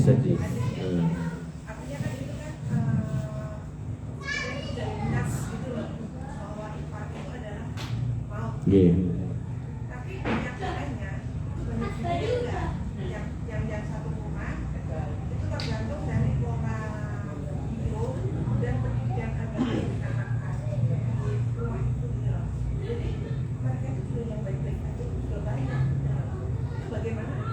Ya, jadi gini Bu, hukum sudah selesai dalam proses penurunannya.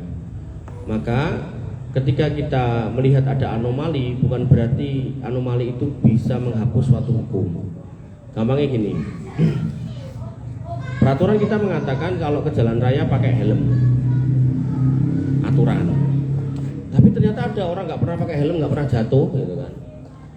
Maka apakah adanya orang yang nggak pernah jatuh kecelakaan ataupun kalau kecelakaan kepalanya nggak pernah pecah itu kemudian harus menyebabkan kita menghapus aturan pakai helm di jalan raya. Kenapa? Nggak perlu, karena jawabannya pasti nggak perlu. Kenapa nggak perlu? Karena faktanya di satu kondisi, di satu tempat yang lain ada orang-orang bahkan yang pakai helm pun kecelakaan kepalanya pecah. Maka yang paling tepat adalah ketika suatu rumusan itu sudah ada dan sudah paten, kalau secara umumnya orang kecelakaan nggak pakai helm itu resikonya lebih besar daripada pakai helm, maka aturan helm itu harusnya nggak boleh dicabut selama ada orang berkendara motor di jalan raya. Nah, kembali ke situ, maka dalam kasus alhamu al-maut itu adalah perkataan Nabi SAW, maka kita terima itu sebagai sebuah hukum yang paten. Ya, adapun ada sebagian orang yang mungkin baik-baik aja dengan tinggal serumah dengan iparnya yang beda jenis kelamin, maka itu tidak menghapus kehadiran hukum itu. Karena faktanya, nah tadi banyak orang yang kejeblos-jeblos di situ. Sehingga nggak bisa kemudian kita katakan yo nek kowe kanggo sing iki sing aku ora usah, enggak bisa. Sama halnya dengan kemudian kenapa wanita itu harus berjilbab. Mungkin kalau kemudian kita lihat hikmahnya ya salah satu menutup peluang seorang laki-laki agar kemudian tidak punya pikiran liar dalam konteks perzinahan. Terus kita akan mengatakan, oh saya punya teman tuh, teman saya kalau melihat bahkan orang telanjang pun dia nggak akan ada masalah tuh. Maka anomali satu ini tidak menyebabkan hilangnya peluang untuk yang banyak gitu loh. Maka kemungkinan yang terbesar inilah yang harusnya kita pegang sehingga rumusan hukum itu tetap paten. Oleh karena itu maka dalam membangun konstruksi hukum dalam Islam, wabil khusus soal hukum Islam, itu tidak dilihat hikmahnya dulu, tapi dilihat keimanannya dulu. Makanya dalam konteks hukum dalam Islam itu ati Allah wa ati Rasul. Ikuti dulu hukum Allah dan Rasulnya. Nah, baru pelan-pelan kita akan ketahui atau kita cari tahu atau akan kita dapati hikmahnya. Karena dalam hukum, setiap hukum larangan dan perintah itu pasti ada hikmah di dalamnya. Makanya para sahabat dulu ketika Nabi mengatakan nek gelasmu kecemplung laler celupno pisan terus buangan kan gitu. Para sahabat nggak pernah bertanya, kenapa ya Rasulullah, ada apa kok koyong ini, kok nggak langsung dibuang wae kabeh gitu. Maka para sahabat cuma sami'na wa ata'na, dan itu menjadi kultur yang dibangun oleh Rasulullah dan para sahabat sejak zaman itu, yang diikuti oleh orang-orang yang beriman dan bertakwa. Nah, cuman semakin kesini memang akhirnya banyak orang yang kemudian mungkin diskusi dengan orang non muslim dan kemudian bertanya jane hikmahnya apa toh, gitu loh. Maka terjadilah proses meneliti, mengamati, kemudian didapatkan jawabannya ternyata di satu sayapnya ada racun, di sayap yang lain ada penawarnya, dan itu menjadi hikmah. Dan kita membenarkan itu sebagai bentuk pembenaran bahwasanya syariat Islam itu akhirnya bisa teruji secara empirik, tidak cuma secara dogmatik aja tapi secara empirik. Sebagaimana kemudian Allah juga mengatakan di dalam Al-Qur'an, ya ma'syarul jinni wal insi ini stata'tum an tanfudu min aqtaris samawati wal ardh fanfudu la tanfuduna illa bisultan. Wahai manusia dan jin, kalau kamu mau naik ke langit maka kamu nggak akan bisa naik langit kalau nggak pakai kekuatan. Orang Islam baca ayat itu ya pokoknya sami'na wa ata'na. Tapi orang kafir baca itu apa gini? Nah, ternyata akhirnya dibuatlah roket itu yang mendorong ke atas, kemudian mereka bisa sampai ke bulan dan seterusnya. Maka yang harus kita pahami ketika orang kafir membuktikan ayat atau hadis yang ada pada kitab kita, tentu harusnya itu menambah keimanan kita. Maka dalam konteks kaitannya tadi alhamu al-maut, faktanya banyak kasus yang justru mengarah ke sana. Nah, apa yang disampaikan Nabi ini bagian dari preventif, mencegah. Adapun ada anomali sebagian orang, maka itu tidak menyebabkan hilangnya hukum tersebut. Kata. Betul ya? Jadi intinya kita tetap bangun mental kita bangun hati kita di atas keimanan bahwasanya setiap hukum yang datang dari Allah dan Rasulnya kita harus ittaqullah mastata'tum, kita bertakwa semampu kita. Ya, semampu itu gimana ya? Tadi saya bilang kalau misal memungkinkan si ipar itu nggak bareng dengan kita itu lebih baik. Tapi kalau ternyata ipar ini hidupnya susah, kemudian kita dewe yo susah. Karena idealnya kan ipar susah itu kok ke rumah toh, nah kita ya rumah yo si jiwa ngontrak misal gitu. Ya sudah, kalau emang mau hidup bareng ya disekat, bener-bener disekat. Jangan sampai kemudian tidur bareng, sini suami kita, sini ipar kita di tengah gitu. Jadi bener-bener itu harus dicegah. Jadi kalaupun memang aku ora krungu.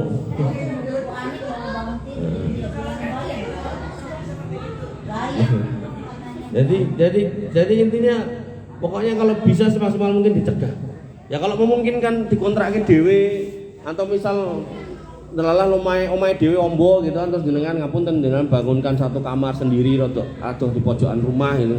Kalau omahe ombo gitu bangun pojokan sana atau pojokan mana gitu enggak apa-apa silakan. Ya, tapi jangan sampai tadi jenengan punya tempat-tempat privat yang itu adalah tempat jenengan dengan suami jenengan tapi dia masuk situ gitu loh. Nah, pemenang tadi itu sampai tidur bareng itu bahaya. Oke. Ada lagi? Monggo. Bu Asih, bener ya Bu Asih? Ani. Yani, oh salah terus. Bu Asih ki sing ndi to? Sing ndi? Bu Asih sing ndi? Yang ya udah sepuh juga tapi kan. Oh si guru TK itu. Oh iya salah toh. Guru PAUD. Nah, guru PAUD. Kepala sekolah. Monggo Bu Yani. Ya. Nggak mampu. Putranya banyak. Dikasihkan, ya. Ye.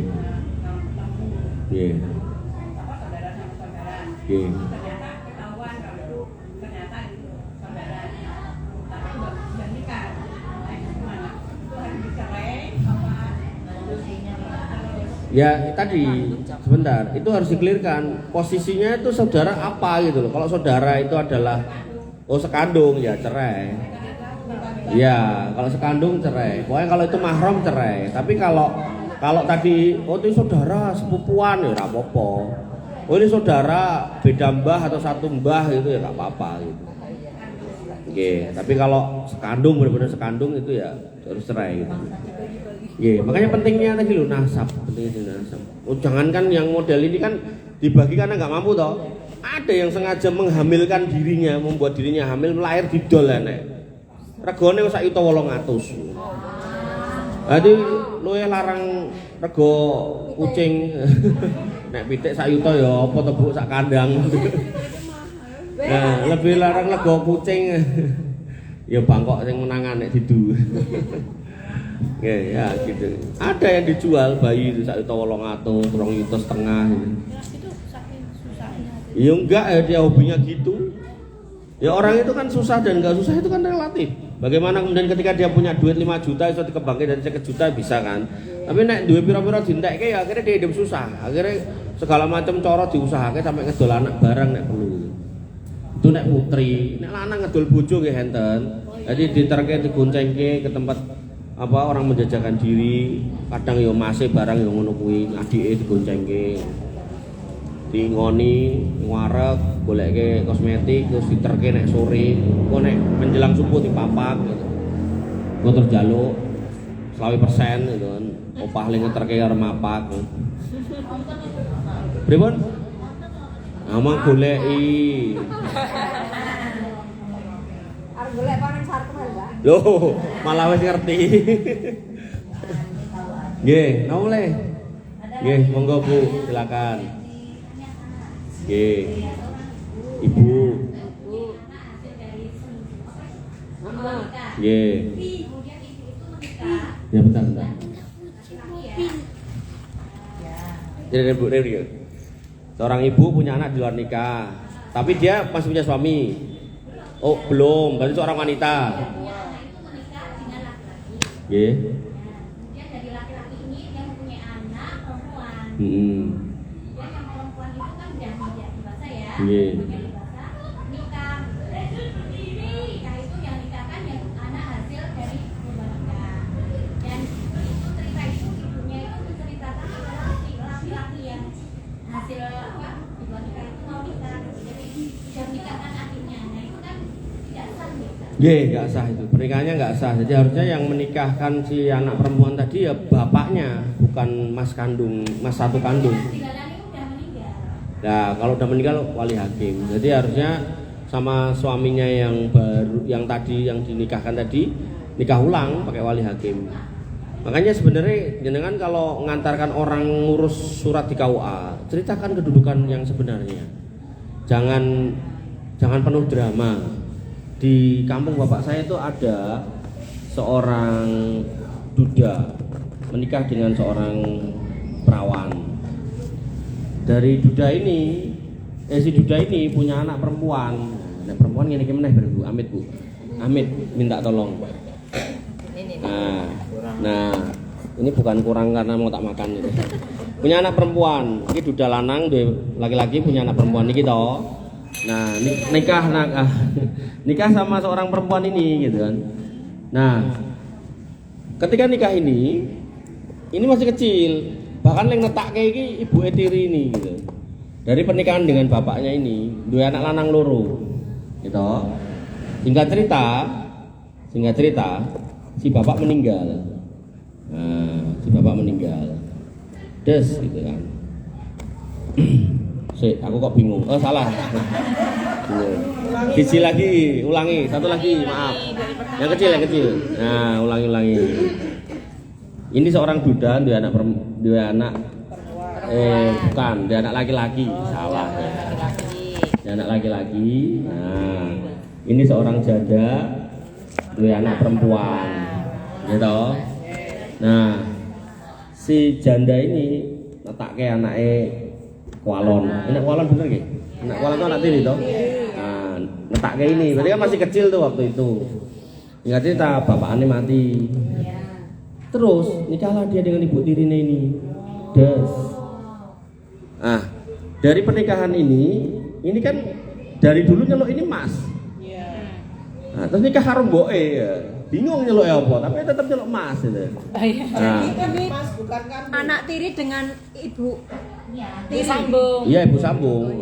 nggak boleh kok. Nggak boleh, makanya ini karena nggak jujur waktu dia ngomong lapor ke KUA aja loh, nggak jujur. Ini wong netake terus iki posisi kan. Ya tadi mungkin iki mbah-mbah tapi ya kemenyek tadi itu loh. Kemenyek kok ya terpindel-pindel. Nah, akhirnya Ya pikirane ning Setan. tutup kayak gini. Aduh apa? Ceritanya orang rampung. Akhirnya punyalah dua anak laki-laki. Punya dua anak laki-laki. Berarti kan jorong patek tua toh nih. Iya, tapi pikirannya pikirannya di mana? Nah, Buat Ya, iki di otak sini. iki wis kedaden. Di otak. Ini sudah terjadi. Jadi artinya jangan komentar apapun tapi sudah kedaden. Ada ini. Tapi nanti pelajarannya itu yang penting gitu kan. Nah, akhirnya punya anak lah ini laki-laki dua ini kan. Nah, anak laki-laki dua ini manggil ini harusnya kan apa? Bingung, betul. Jawabanku tau bingung. Karena kalau mengacu ke ibunya, manggilnya harusnya Mbak.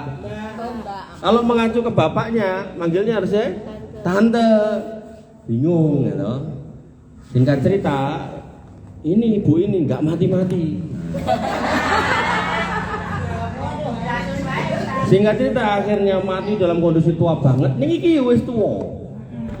Iki wis nikah, lanang-lanang itu sudah anak gitu kan. Nah ini kalau ada yang datang mau ngelamar dihalang-halangi terus gitu. Oleh iki koyone ya pengen digaglak sisan gitu kan. Apik tenan iki, Yes. Andani kok gitu kan. Pak itu, Pak. Jos. Nek mau ditiru. Ketoke kok opa apik. Besok dibikin sinetron. Makanya yang harus kita pahami tadi loh, ketika jenengan itu nderek ke sinten kemawon ten KUA. Niku ketika ditanyai sama Pak Naib atau Pak administrasi KUA iki hubungannya opo? Dijelaskan yang benar. Emang nggak ada, tapi nek ada ya dijelaskan. Jangan sampai ini ruwet kayak gini nih. Untungnya iki lanang iki lho, iki untungnya lanang gitu. Masih untung ya, Pak. Ya iki, maksudnya iki lanang gitu loh. Ya enggak boleh ta, Bu. Ya kan sudah senang sama bapak ini dulu. Tadine sebenarnya Ini seneng ini. Sebenarnya tadine kalau dia enggak nikah karo mboke, jane entuk tiri karo tiri gitu loh. Tapi yo mboke sik gitu kan sing kemenyek tadi gitu. Ini mbaknya kan kemeyak-meyak ini tadi. Ini kan kemeyak. Terus saiki nggone sapa iki mau? Sak pirang-pirang. Ini sudah daftar loh, Pak. Pokoknya enten sing diapot enten sing mau nenteng. Nek banyu ketok utuh. Enten mleh. Pun cekap. Nggih, monggo. Kalau menikah dengan sepupunya ibu itu boleh nggak? Sepupunya ibu. Jadi ya yang Sepupunya itu yang ponakannya itu yang laki-laki. Jadi ini ini ya ada kisah nyata gitu. Soalnya dia memang ada Bu Ume ada di keluarga. karo ponakannya ada. Pakai inisial aja. Oh iya, soalnya Jadi ini ada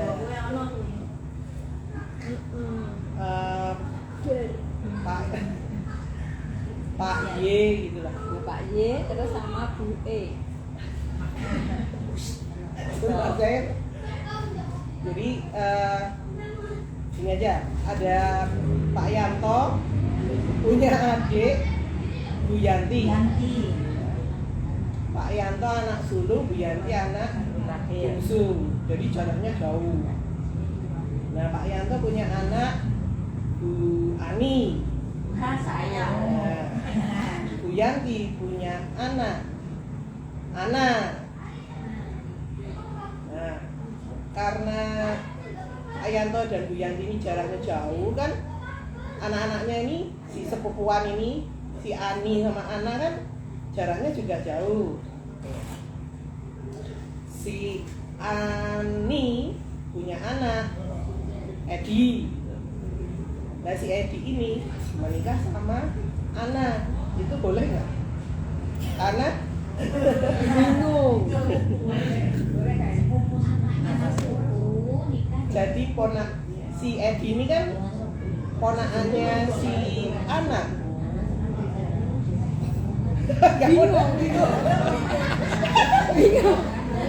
Kayak gini apa ya? Papan Yanto Yanti. Yanto punya anak Ana. Yanti punya anak Ani. Padha wedoke. Terus Ana punya anak Edi. Terus Nah, Edi ini boleh nggak nikah sama si Ani. Edi nikah sama Ani. Oke. Baik.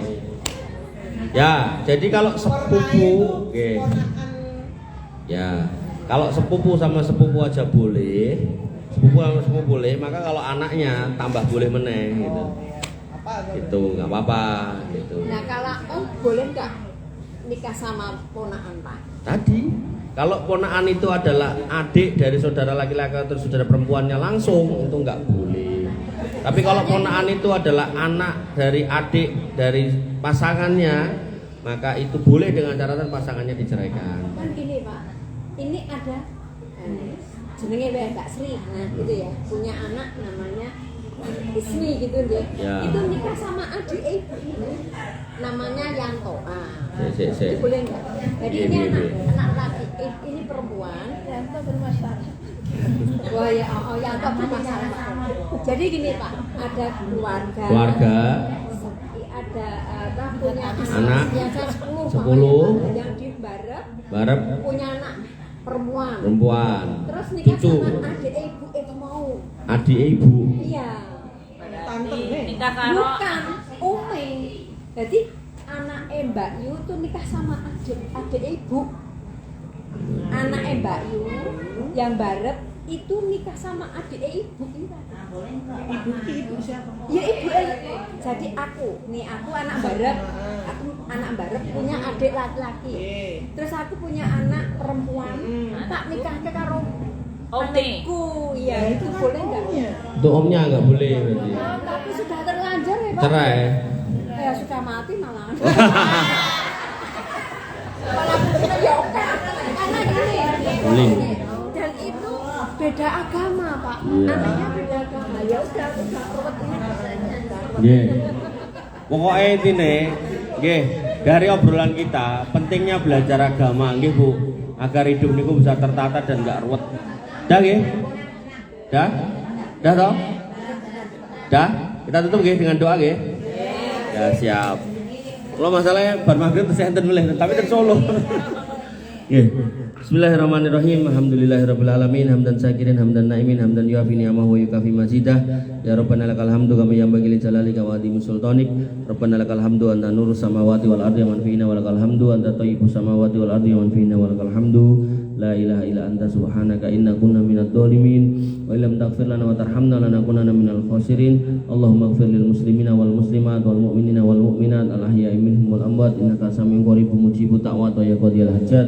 Rabbana zalamna anfusana wa illam taghfir lana wa tarhamna lanakunanna minal khasirin. Rabbana ighfir lana dhunubana wal ikhwanina alladhina sabaquna bil iman wa la taj'al fi qulubina ghillan lil ladzina amanu rabbana innaka ra'ufur rahim innaka antat tawwabur rahim. Rabbana ighfir lana dhunubana wa liwalidina warhamhum kama rabbawna shighara. Allahumma ighfir lahum warhamhum wa'afihim wa'fu anhum wa akrim nuzulahum wa wasi' madkhalahum waghsilhum bil ma'i wassalji wal barad. Allahumma taqabbal minna siyamana wa qiyamana wa ruku'ana wa sujudana wa taqassu'ana wa tadarru'ana. La ilaha illa anta subhanaka inna kunna minadh dhalimin wa illam taghfir lana wa tarhamna lanakunanna minal khasirin. Rabbana atina min ladunka rahmah wa hayyi' lana min amrina rasada. Rabbana hab lana min azwajina wa dhurriyyatina qurrata a'yun waj'alna lil muttaqina imama waj'alna lil muttaqina imama. Allahumma ja'alna muqimina shalah min dhurriyyatina rabbana wa taqabbal du'a. Allahumma ja'al hadzal baladan aminan mutma'innan warzuq ahlahu minas samarat wajnubna wa banina an na'budal asnam. Allahumma aminna fi awtanina wa aslih aimatana wa wulata umurina. Allahumma aslih auladana wa aslih azwajana wa aslih ummahatana wa aba'ana wa ikhwanana wa akhwatana wa asatidana ya arhamar rahimin irhamna faghfir lana ma qaddamna wa ma akharna wa ma alanna wa ma asrarna wa ma anta alamu bihi minna. La ilaha illa anta subhanaka inna kunna minadh dhalimin wa illam taghfir lana wa tarhamna lanakunanna minal khasirin. Allahumma ighfirna bi halalika an haramik wa aghnina bi fadlika amman siwak ya ghaniyyu ya hamid. Allahumma inna nas'aluka al-huda wa tuqa wal afafa wal ghina. Allahumma inna nas'aluka ilman nafi'an wa rizqan thayyiban wa amalan mutaqabbalan maqbulan ya arhamar rahimin ya dzal jalali wal ikram. Allahumma inna nas'aluka al-jannah wa na'udzubika minan nar wa nas'aluka al-jannah wa na'udzubika minan nar. Allahumma adkhilna al-jannah wa akhrijna minan nar. Allahumma inna nas'aluka ridhaka wal jannah wa na'udzubika min sakhatika wan nar. Allahumma inna nas'aluka al-jannah wa ma qarraba ilaiha min qawli wa amal wa na'udzubika minan nar wa ma qarraba ilaiha min qawli wa amal. Allahumma aksir amwalana wa aksir auladana wa barik lana fima ataitana ya ghaniyyu ya hamid. Allahumma inna na'udzubika minad dain wa ghalabatid dain wa na'udzubika minal ma'sami wal maghrab wa na'udzubika min qahrir rijal ya dzal jalali wal ikram. Allahumma inna na'udzubika min fitnatil mahya wal mamat wa na'udzubika min fitnatil qabri wa adzabil qabri wa na'udzubika min adzabi jahannam wa na'udzubika min fitnatil masihid dajjal ya dzal jalali wal ikram. Allahumma inna na'udzubika min su'il akhlaq wa na'udzubika minir riba wa na'udzubika minaz zina wa na'udzubika minasy syirki wa na'udzubika minadh dhulmi wa na'udzubika minar riya wa na'udzubika minas sum'ah wa na'udzubika min su'il akhlaq wa na'udzubika min su'il khatimah wa nas'aluka husnal khatimah wa ya khairar raziqin wa ya dzal quwwatal matin. Allahumma arzuqna husnal khatimah. Allahumma arzuqna husnal khatimah. Allahumma arzuqna husnal khatimah wa na'udzubika min su'il khatimah. Allahumma arinal haqqa haqqan warzuqna ittiba'ah wa arinal batila batila warzuqna ijtinabah. Allahumma ya muqallibal qulub tsabbit qulubana 'ala dinik wa ya musarrifal qulub sarrif qulubana ila ta'atik ya dzal jalali wal ikram. Rabbana atina min ladunka rahmah wa hayyi lana min amrina rasada. Rabbana atina ma wa'adtana 'ala rusulika wa la tukhzina yaumal qiyamah innaka antas sami'ud du'a innaka la tukhliful mi'ad. Wa akhiru da'wana alhamdulillahi rabbil alamin wa sallallahu ala nabiyyina Muhammadin wa ala alihi wa sahbihi wa sallam ajma'in. Akhiru kalam, assalamualaikum warahmatullahi wabarakatuh. Tunggu.